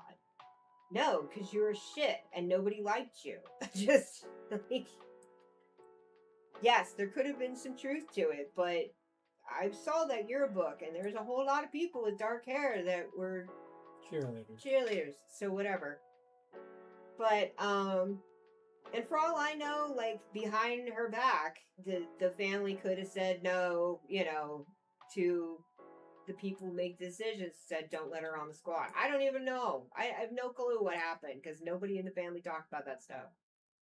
But I just remember how bizarre that was. And trying to explain that to people who think they've had abusive parents, they're just like, wait, back up. What? Like, they just cannot believe that could be a thing. I don't know. Anybody who had a parent come home and all they did was take off your belt and whoop you with it. I mean, anybody who has that, can understand where a parent freaking has lost their minds. Well, yes. I understood. But I mean, like, but they all say the same thing. Like, usually they're beating you because you didn't get the A. You know, you got student council. You're like on every single freaking organization except band. You know, like that would be the nerd thing. And she doesn't want you to be the nerd. She wants you to be popular. Like, what is wrong with this person? And I just remember later, you know, talking with people about this kind of phenomenon where everybody always says that parents are pushing their kids to be who they couldn't be. You know, and so I didn't make peace with it, you know, like having to go through the embarrassment of that and everybody knowing about it and all that other strangeness. But, and of course I go to a small school, so, you know, everybody knew what was going on. And, what do you call it? I lost the thread.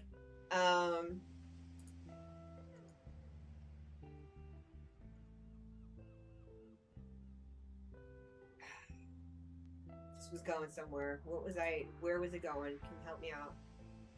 I don't know. You don't know either. Yeah, that's probably why I lost the thread. It just wasn't the norm. Usually it was, you know, parents who were more concerned about getting the grades, you know, than whether you made prom queen or not. It never made sense to me. Because I just don't understand how that was success. Was being on the cheerleading squad. I hated being on the cheerleading squad, especially because it was the knee crash era. Every single cheerleader who was part of the knee crash era has some kind of fucked up leg problems now. It's just... Yeah. But no one told us no. It said this is dangerous for your knees and your infrastructure as a human. Anyway, sorry, you let me rant again. This is why you shouldn't be doing art when we're doing these streams, because when I get off on stupid, sad things that nobody wants to listen to, you're supposed to be like, yeah, whatever, hon. Let's talk about this instead. Let's talk about this instead.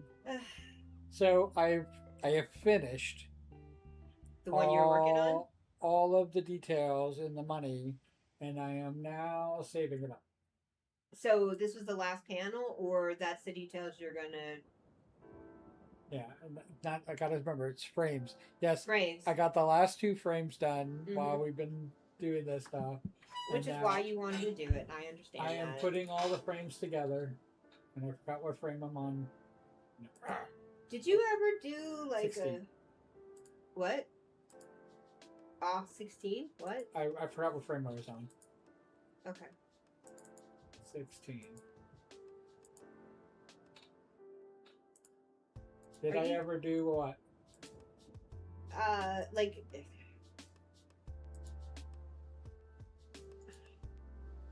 I can't think of what they used to call it. A Q&A. Like, did you ever plan a Q&A where people could just send in questions and then you answer them in stream? Originally, that's a really good question.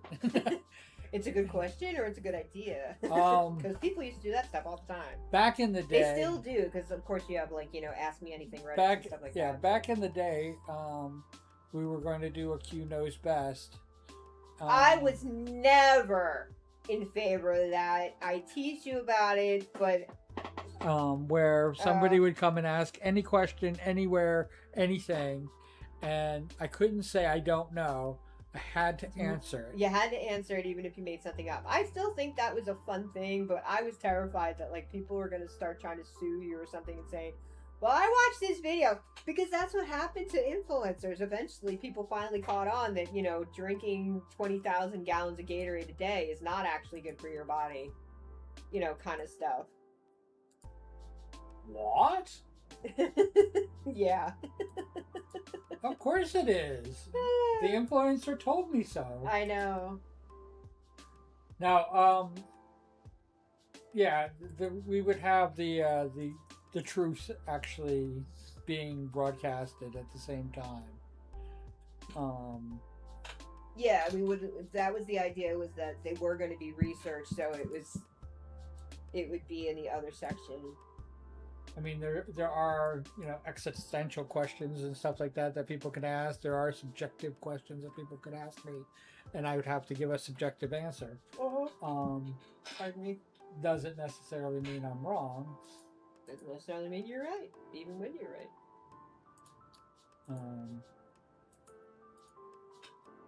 Yeah, that's something I really wish would die a hot death, is both sides of them.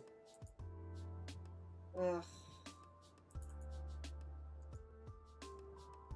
I remember when I first found out that, well, I mean, people forget that even here in America, we've had other parties. And I don't mean like parties that aren't on Wikipedia. I mean like, there were Whigs. Whigs don't exist now, as far as I know, unless somebody tries to revive the Whigs. But we've had other parties, and then of course there's the joke about, you know, Republicans used to be the Democrats and the Democrats used to be Republicans, which isn't entirely true, but you can look that up if you don't know.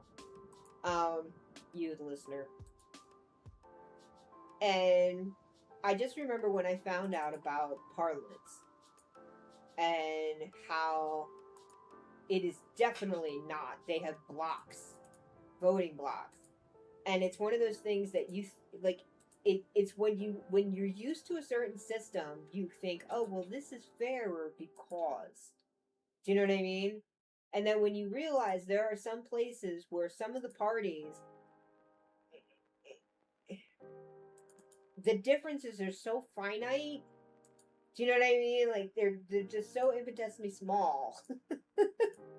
It's like, why did you bother? And then you find out, like, you know, well, back in 1625, you know, this person shot this person in a duel, and that's when the group split in two. You know, that was their schism.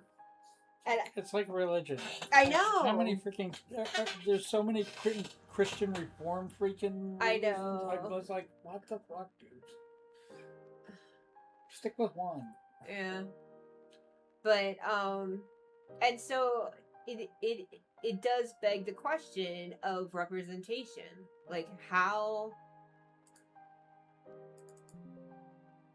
we do the parties to try to narrow down the choices, and then of course they had ranked choice, but like there's so many things that we have tried as a species to, you know, for voting processes. And it's like math class is tough indeed. I am not the kind of person, you know, who is an expert or even a curious hobbyist at statistical anomalies and all the other stuff that people get into with elections. But I do think that ranked choice voting, as much as it too has its faults, it does have its faults. It was one of my favorite voting methods. Because if the whole point of voting is that the majority decides, we're still kind of deciding, right? Yep. You know what I mean? Like, that's... But I'm not a statistician, so I'm sure somebody's groaning and banging their head against their desk right now listening to me say these things. Hey, speaking of things that... I agree with ranked choice voting. I definitely think that we should dismantle the party system. Well, I definitely think that they need to stop allowing non-humans to donate. And the sad thing is one of the reasons, the argument for why they overturned it back in the day was because, well, they still find ways to do it just quieter. They have special parties they get invited to where people of power, you know, make decisions about who's the candidate or whatever, you know, the usual nonsense. So, I don't...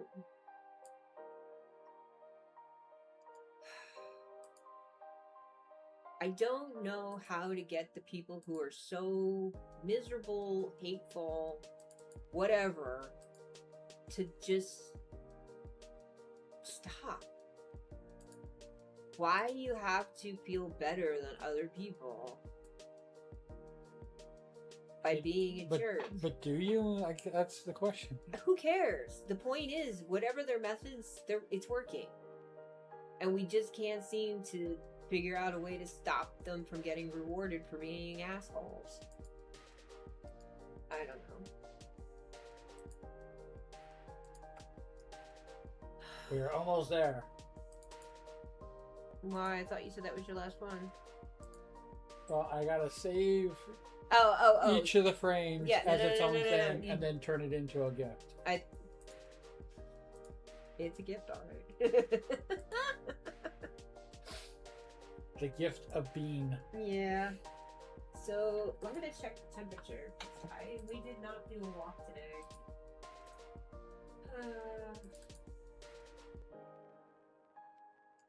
Wow, really? It's still 90 outside? Oh, well, it's not as late as I keep thinking it is.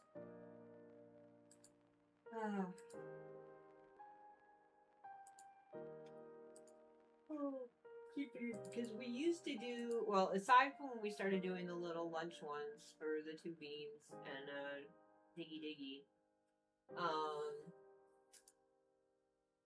when we did do the two beans, we usually started later than lunchtime, so I think that's what my brain is having a hard time adjusting to as far as our time zone.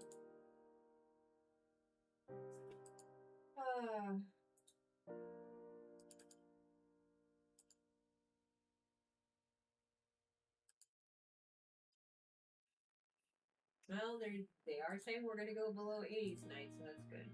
Yay! Oh, I know something. We don't have to talk about this now, but I just wanted to mention it before I forgot. Yes? I don't know if I'm going to manage to do it, but I've been seriously thinking about doing a news break again. Okay. Like I said, we don't have to talk about this now. I just wanted to mention it before I forgot again, because I'm still trying to figure out when to do it.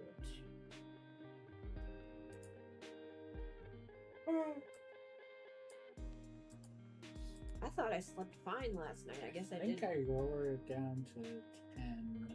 I don't know. Well, can you do it? Which is actually like... Is it 10 frames per second or 10 frames per minute? No, because the lower the number, the slower it goes. So, I mean, the lower number, the faster it goes. Oh, so it's like 1/10%. Yeah. Okay. I don't think I've ever made. Because these are set at 20, which is like almost 1 frame per second. Okay, I'm not going to remember any of this because I don't need to. My brain's having a hard enough time trying to remember plans right now. And 10 is like 3 frames per second.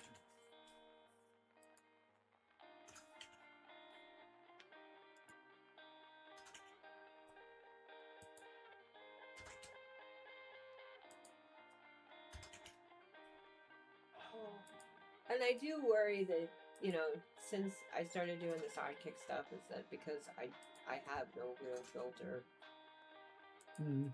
I scare people away because I'm just ranty and done with this polite shit. But you're a Thunder Child. You're so cute and adorable, and everybody loves you. And I'll eat you. And you eat me. And not necessarily in a way that you will find pleasing. What? I think I got a defective Thunder Child. Oh no, high work is required.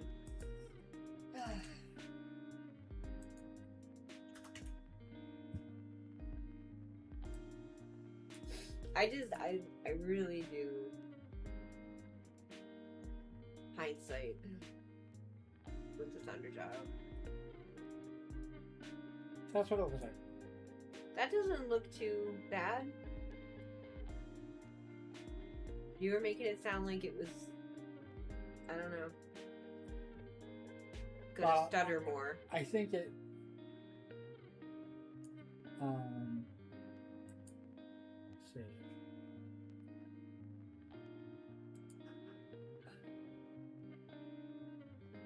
think that I obviously didn't know how it was going to turn out. Mm-hmm.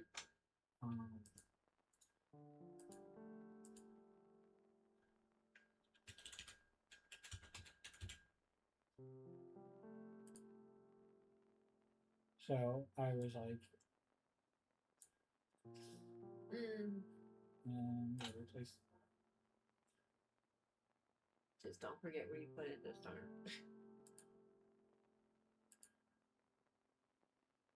So we're going to go here. And go here. Here. Maybe I didn't eat enough. That's why I'm getting sleepy.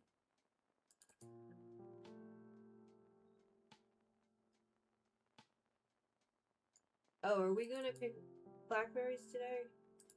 After this? Black raspberries? Yeah. Alright. There won't be a lot, I don't think. But there will be some. I only had, I think, 3 or 4 yesterday.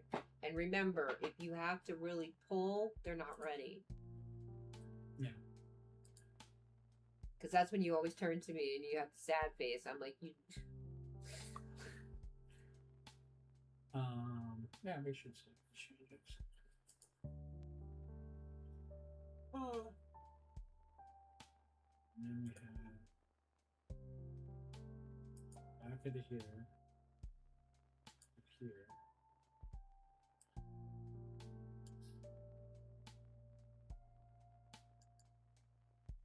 I'm afraid if I talk through this and it's not so much dead space, it'll distract you. So there's the image. And save. So is it done? It's done. We have it actually playing on the stream. We do. We're here. We do take and 2. Excuse me. So I can turn it into an emote. Put that here. Place it. So that's an updated one then? Yeah. So okay. So right now, if we were to play the emote, it still doesn't have the details on the money. Because it's still the old variant, even though you uploaded the new one. Right. So what I have to do is I have to now put it in for the rewards, for the emotes. Rewards for where? We're going to take out this money. I'm actually going to just literally just remove it completely. Okay. I've never done this procedure before, so you could be talking about having to put sauerkraut on your mouse for it to work. I gotta put the sauerkraut on my mouse. Only a little. This has to be the perfect amount. This is very important. Only a little bit of mustard. No ketchup. Oh no, not with sauerkraut. Why would you do that? Because people are crazy. Let's not go crazy.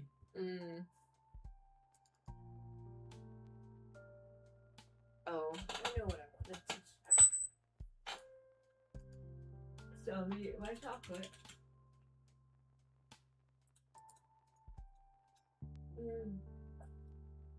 Oh. That's done. Mm. We go back to Stream Manager. We do a full refresh.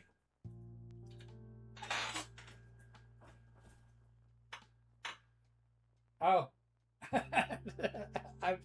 Can you just end the stream? No. I'm wondering why, like, the stream isn't here. This is freaking Twitch. I can't do emotes on YouTube. I was really curious about this whole thing, but I thought you were doing it for Blue Sky, so... So now somebody... I don't have my glasses on, so... If somebody owns my, or has subscribed to me, they now get the detail. And you know what it looks like? No different. It looks the exact same. Sorry. You're just a perfectionist, you. But so you can see it. That's what it looks like.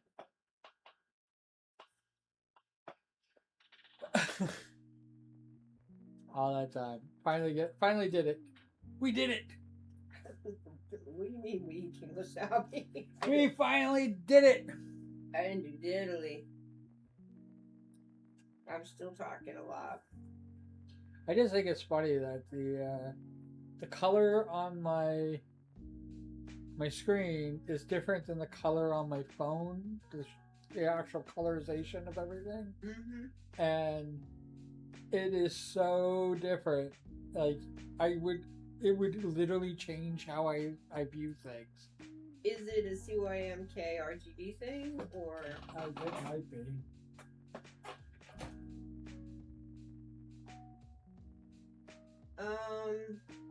I don't know. It's like more red. It's a warmer shade, yeah. I would say more plum, but well, it's a plum color. Yeah. Why does this matter to you? I don't know. Just like I think that I would actually color if I was using the phone as my guide to color things. It would have been even more blue I would tone. make it like a dark. It would turn out like a dark purple. Yeah, I just remember when I had to learn CYMK. That was a whole new world. A whole new way to see. A whole new way to see the light. I think it came out fantastic. If you really want to know the truth. I didn't ask, but I'm not arguing. It came out better than I expected. That's good, right? Yeah. That's great. I just don't know why he always has sad eyes. Because I'm always melancholy. But your eyes aren't. My eyes are. Maybe every time you look in the mirror, they are. I can't help you with that. That's what I have to do, though. Okay, I'm ready to look in the mirror now.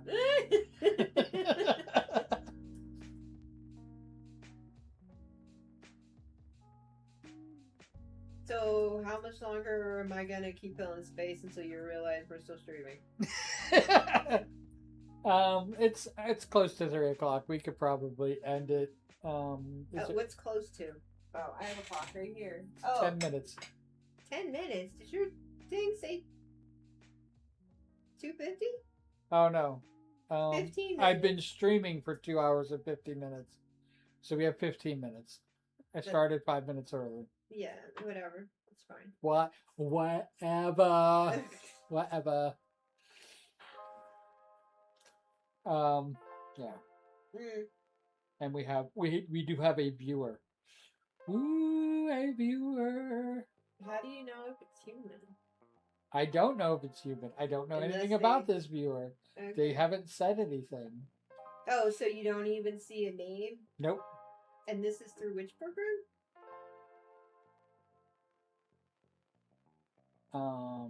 This is through YouTube. Does YouTube have a monitor bot? No. Okay. But YouTube doesn't tell me anything. What? What? In fact, YouTube doesn't tell me anything. So then how do you know it just says one viewer? It actually says 2 viewers, but I think I'm one of the viewers. Okay. That makes sense. When I go to analytics, it'll actually give me the actual number. Okay. Because it'll drop me. I have so many other things I'm worried about right now. I won't remember any of this. I'm sorry. Is there anything you would like to tell about our heat wave and how we're staying cool? Aside from the boring ways, I am actually an fit nut. And for people who think that's a fitness thing, no, it's an energy conservation thing for people who take old houses and make them passive standard for modern day. It's not easy, and it costs a lot of money, and that's why we haven't even hardly started the process. Because part of the problem with a lot of the benefit solutions, you have to make hard choices. I'm a fan of architecture. We have a bungalow, and bungalows are definitely one of the easier homes to benefit, but it really requires what some people call the dumb box, and because you literally need a box where just the box is conditioned, and then the roof on top, whatever the roof looks like, is, you know, just snow, rain shedding, functional, whatever, and solar for those that have it on the rooftop and so forth. And because of the fact that the actual outline of the house isn't even a dumb box, because it's typical for bungalows. Just so you know, most of what you just said just went over my head. You know these words because you're saying all this time I've talked about architecture styles and you've never absorbed a damn thing. Now I've actually absorbed a lot, but I'm trying to be like the audience. Whatever. I don't know why you like or chat. Wait, what? I'm trying to be like chat. Chad with a D or chat with a T. Why? Because I remember that's one of my pet peeves. Like people call it chat. They don't call it. Oh, the calling of a group of people chat. Yes. And treating them like they're one person. And yeah. Oh, my brain just started making bad jokes about unitary systems. Never mind. Collectives. Anything else? We are one. You interrupted about me. About your bad architecture? We don't have bad architecture. We have bad architecture if we want a easier to, yes, insulate properly house. And time we kind of have, but money is still getting there. I know we're not asking for donations or whatever, but it is something we're slowly working towards. And there were certain things that, in retrospect, because we had looked at so many homes, that I'm like, really? We bought a house without a sill plate? Those who know, no. It's one of the things that I still kick myself that I didn't realize this was one of the ones. Because of the build time and how people cut corners in communities like these, because this is one of those mill towns, and at the time, what we need that for, what we didn't know. Why are we talking about this again?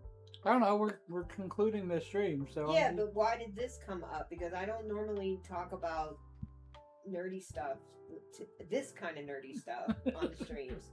I was giving you the floor. You were say whatever you topics, and I was like, "Why are we doing this now?" I'm all set. We got 5 minutes left. But the house is till we hit 3 hours. A dumb box. That's the problem. Yeah. And we're not doing a chainsaw retrofit. That's another one you can look up if any of this is interesting to you. And that's all interesting to chat. If you hate it so much, stop imitating it, even in jest. Yeah, I should. Because then people will try to be edgy about it, and they'll keep doing it instead of saying, "Oh yeah, this is kind of uncool. I'm making you a collective, whether you like it or not." You might as well just say Borg. I mean, we are Borg. No, you don't say we are Borg. You just say Borg, because that's basically what you're doing to people. You are saying they are Borg. We are Borg.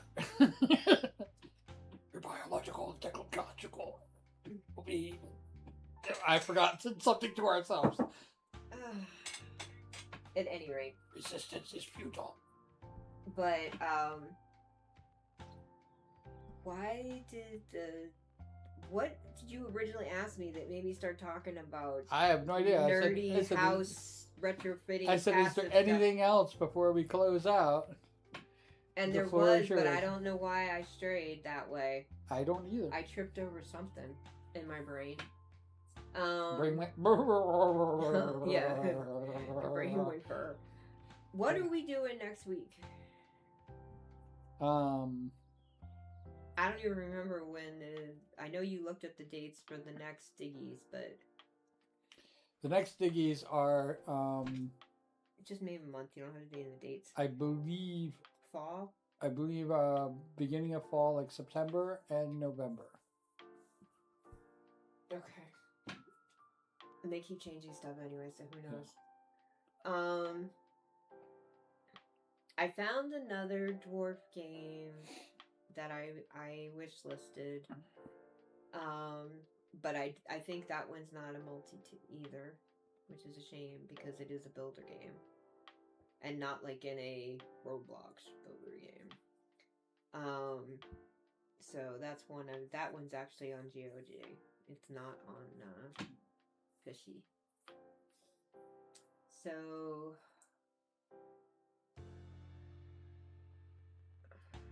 I'm still trying to remember why I started talking about passive house stuff. I don't know. It was directly the first thing that came to mind when you gave me the prompt that you gave me. So I guess when we watch this video later, I'll be like, oh, that's what you said that made me think that. But we are doing more YouTube streams than Twitch. I am a sidekick. Wherever you are, as long as you stop complaining about it, I'm not going to complain. But I don't like it when you complain about a platform and you stay on it. Which is why I keep giving you alternatives. Only stay on it for the people. Yeah, but if the people were awesome, I would leave it in a heartbeat. You just said if the people were awesome. I believe that's not. Weren't awesome. Yeah, I didn't hear that, which is why I said something. Weren't. Just so they know that you did. Weren't.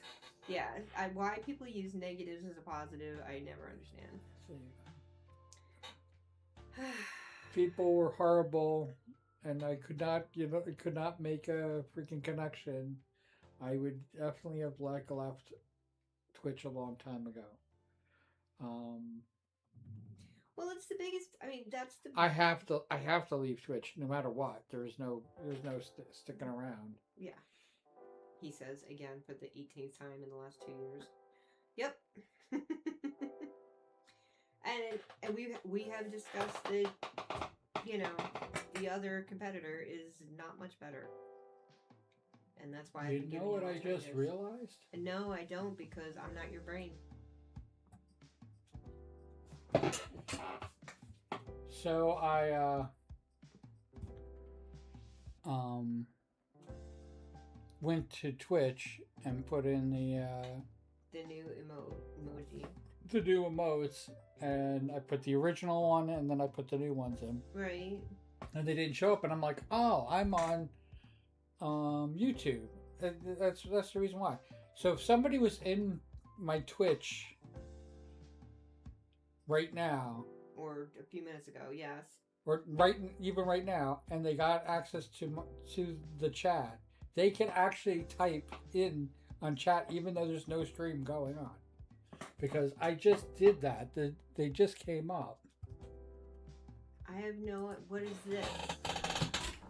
This is what I put on Twitch. Right, but why were they in that place that you showed me before that, and definitely not on this screen? I need to go here. I am not following the emptiness between the sentences you're making.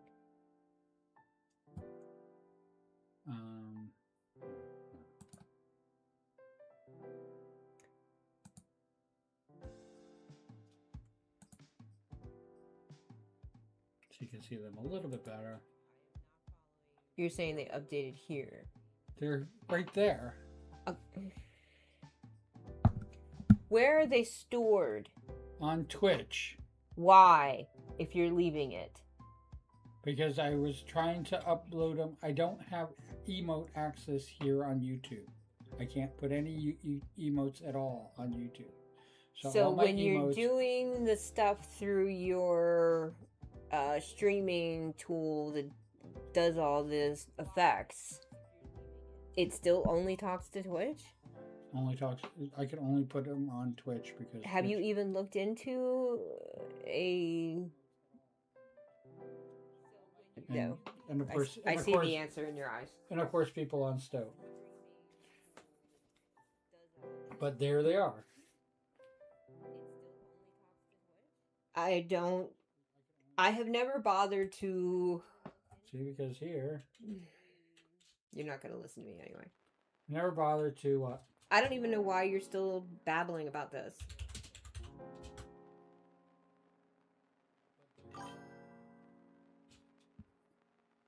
And I don't know what I'm looking for. This is just annoying. This is how long it takes to... There's a delay, is what you're saying. A big delay. Okay. And then the point of this is... You forgot? I didn't realize the delay, but I was able to put both those... If you say that one more time, I'm going to walk out of this room and not enter it until you leave it yourself. And there's me writing on... This one is me here on YouTube. You meant to post it here, but you posted it. There. You said it at the time. Did you forget already? No, but I didn't realize it was going to show up in my YouTube video. Stream. They can have a partner agreement by now for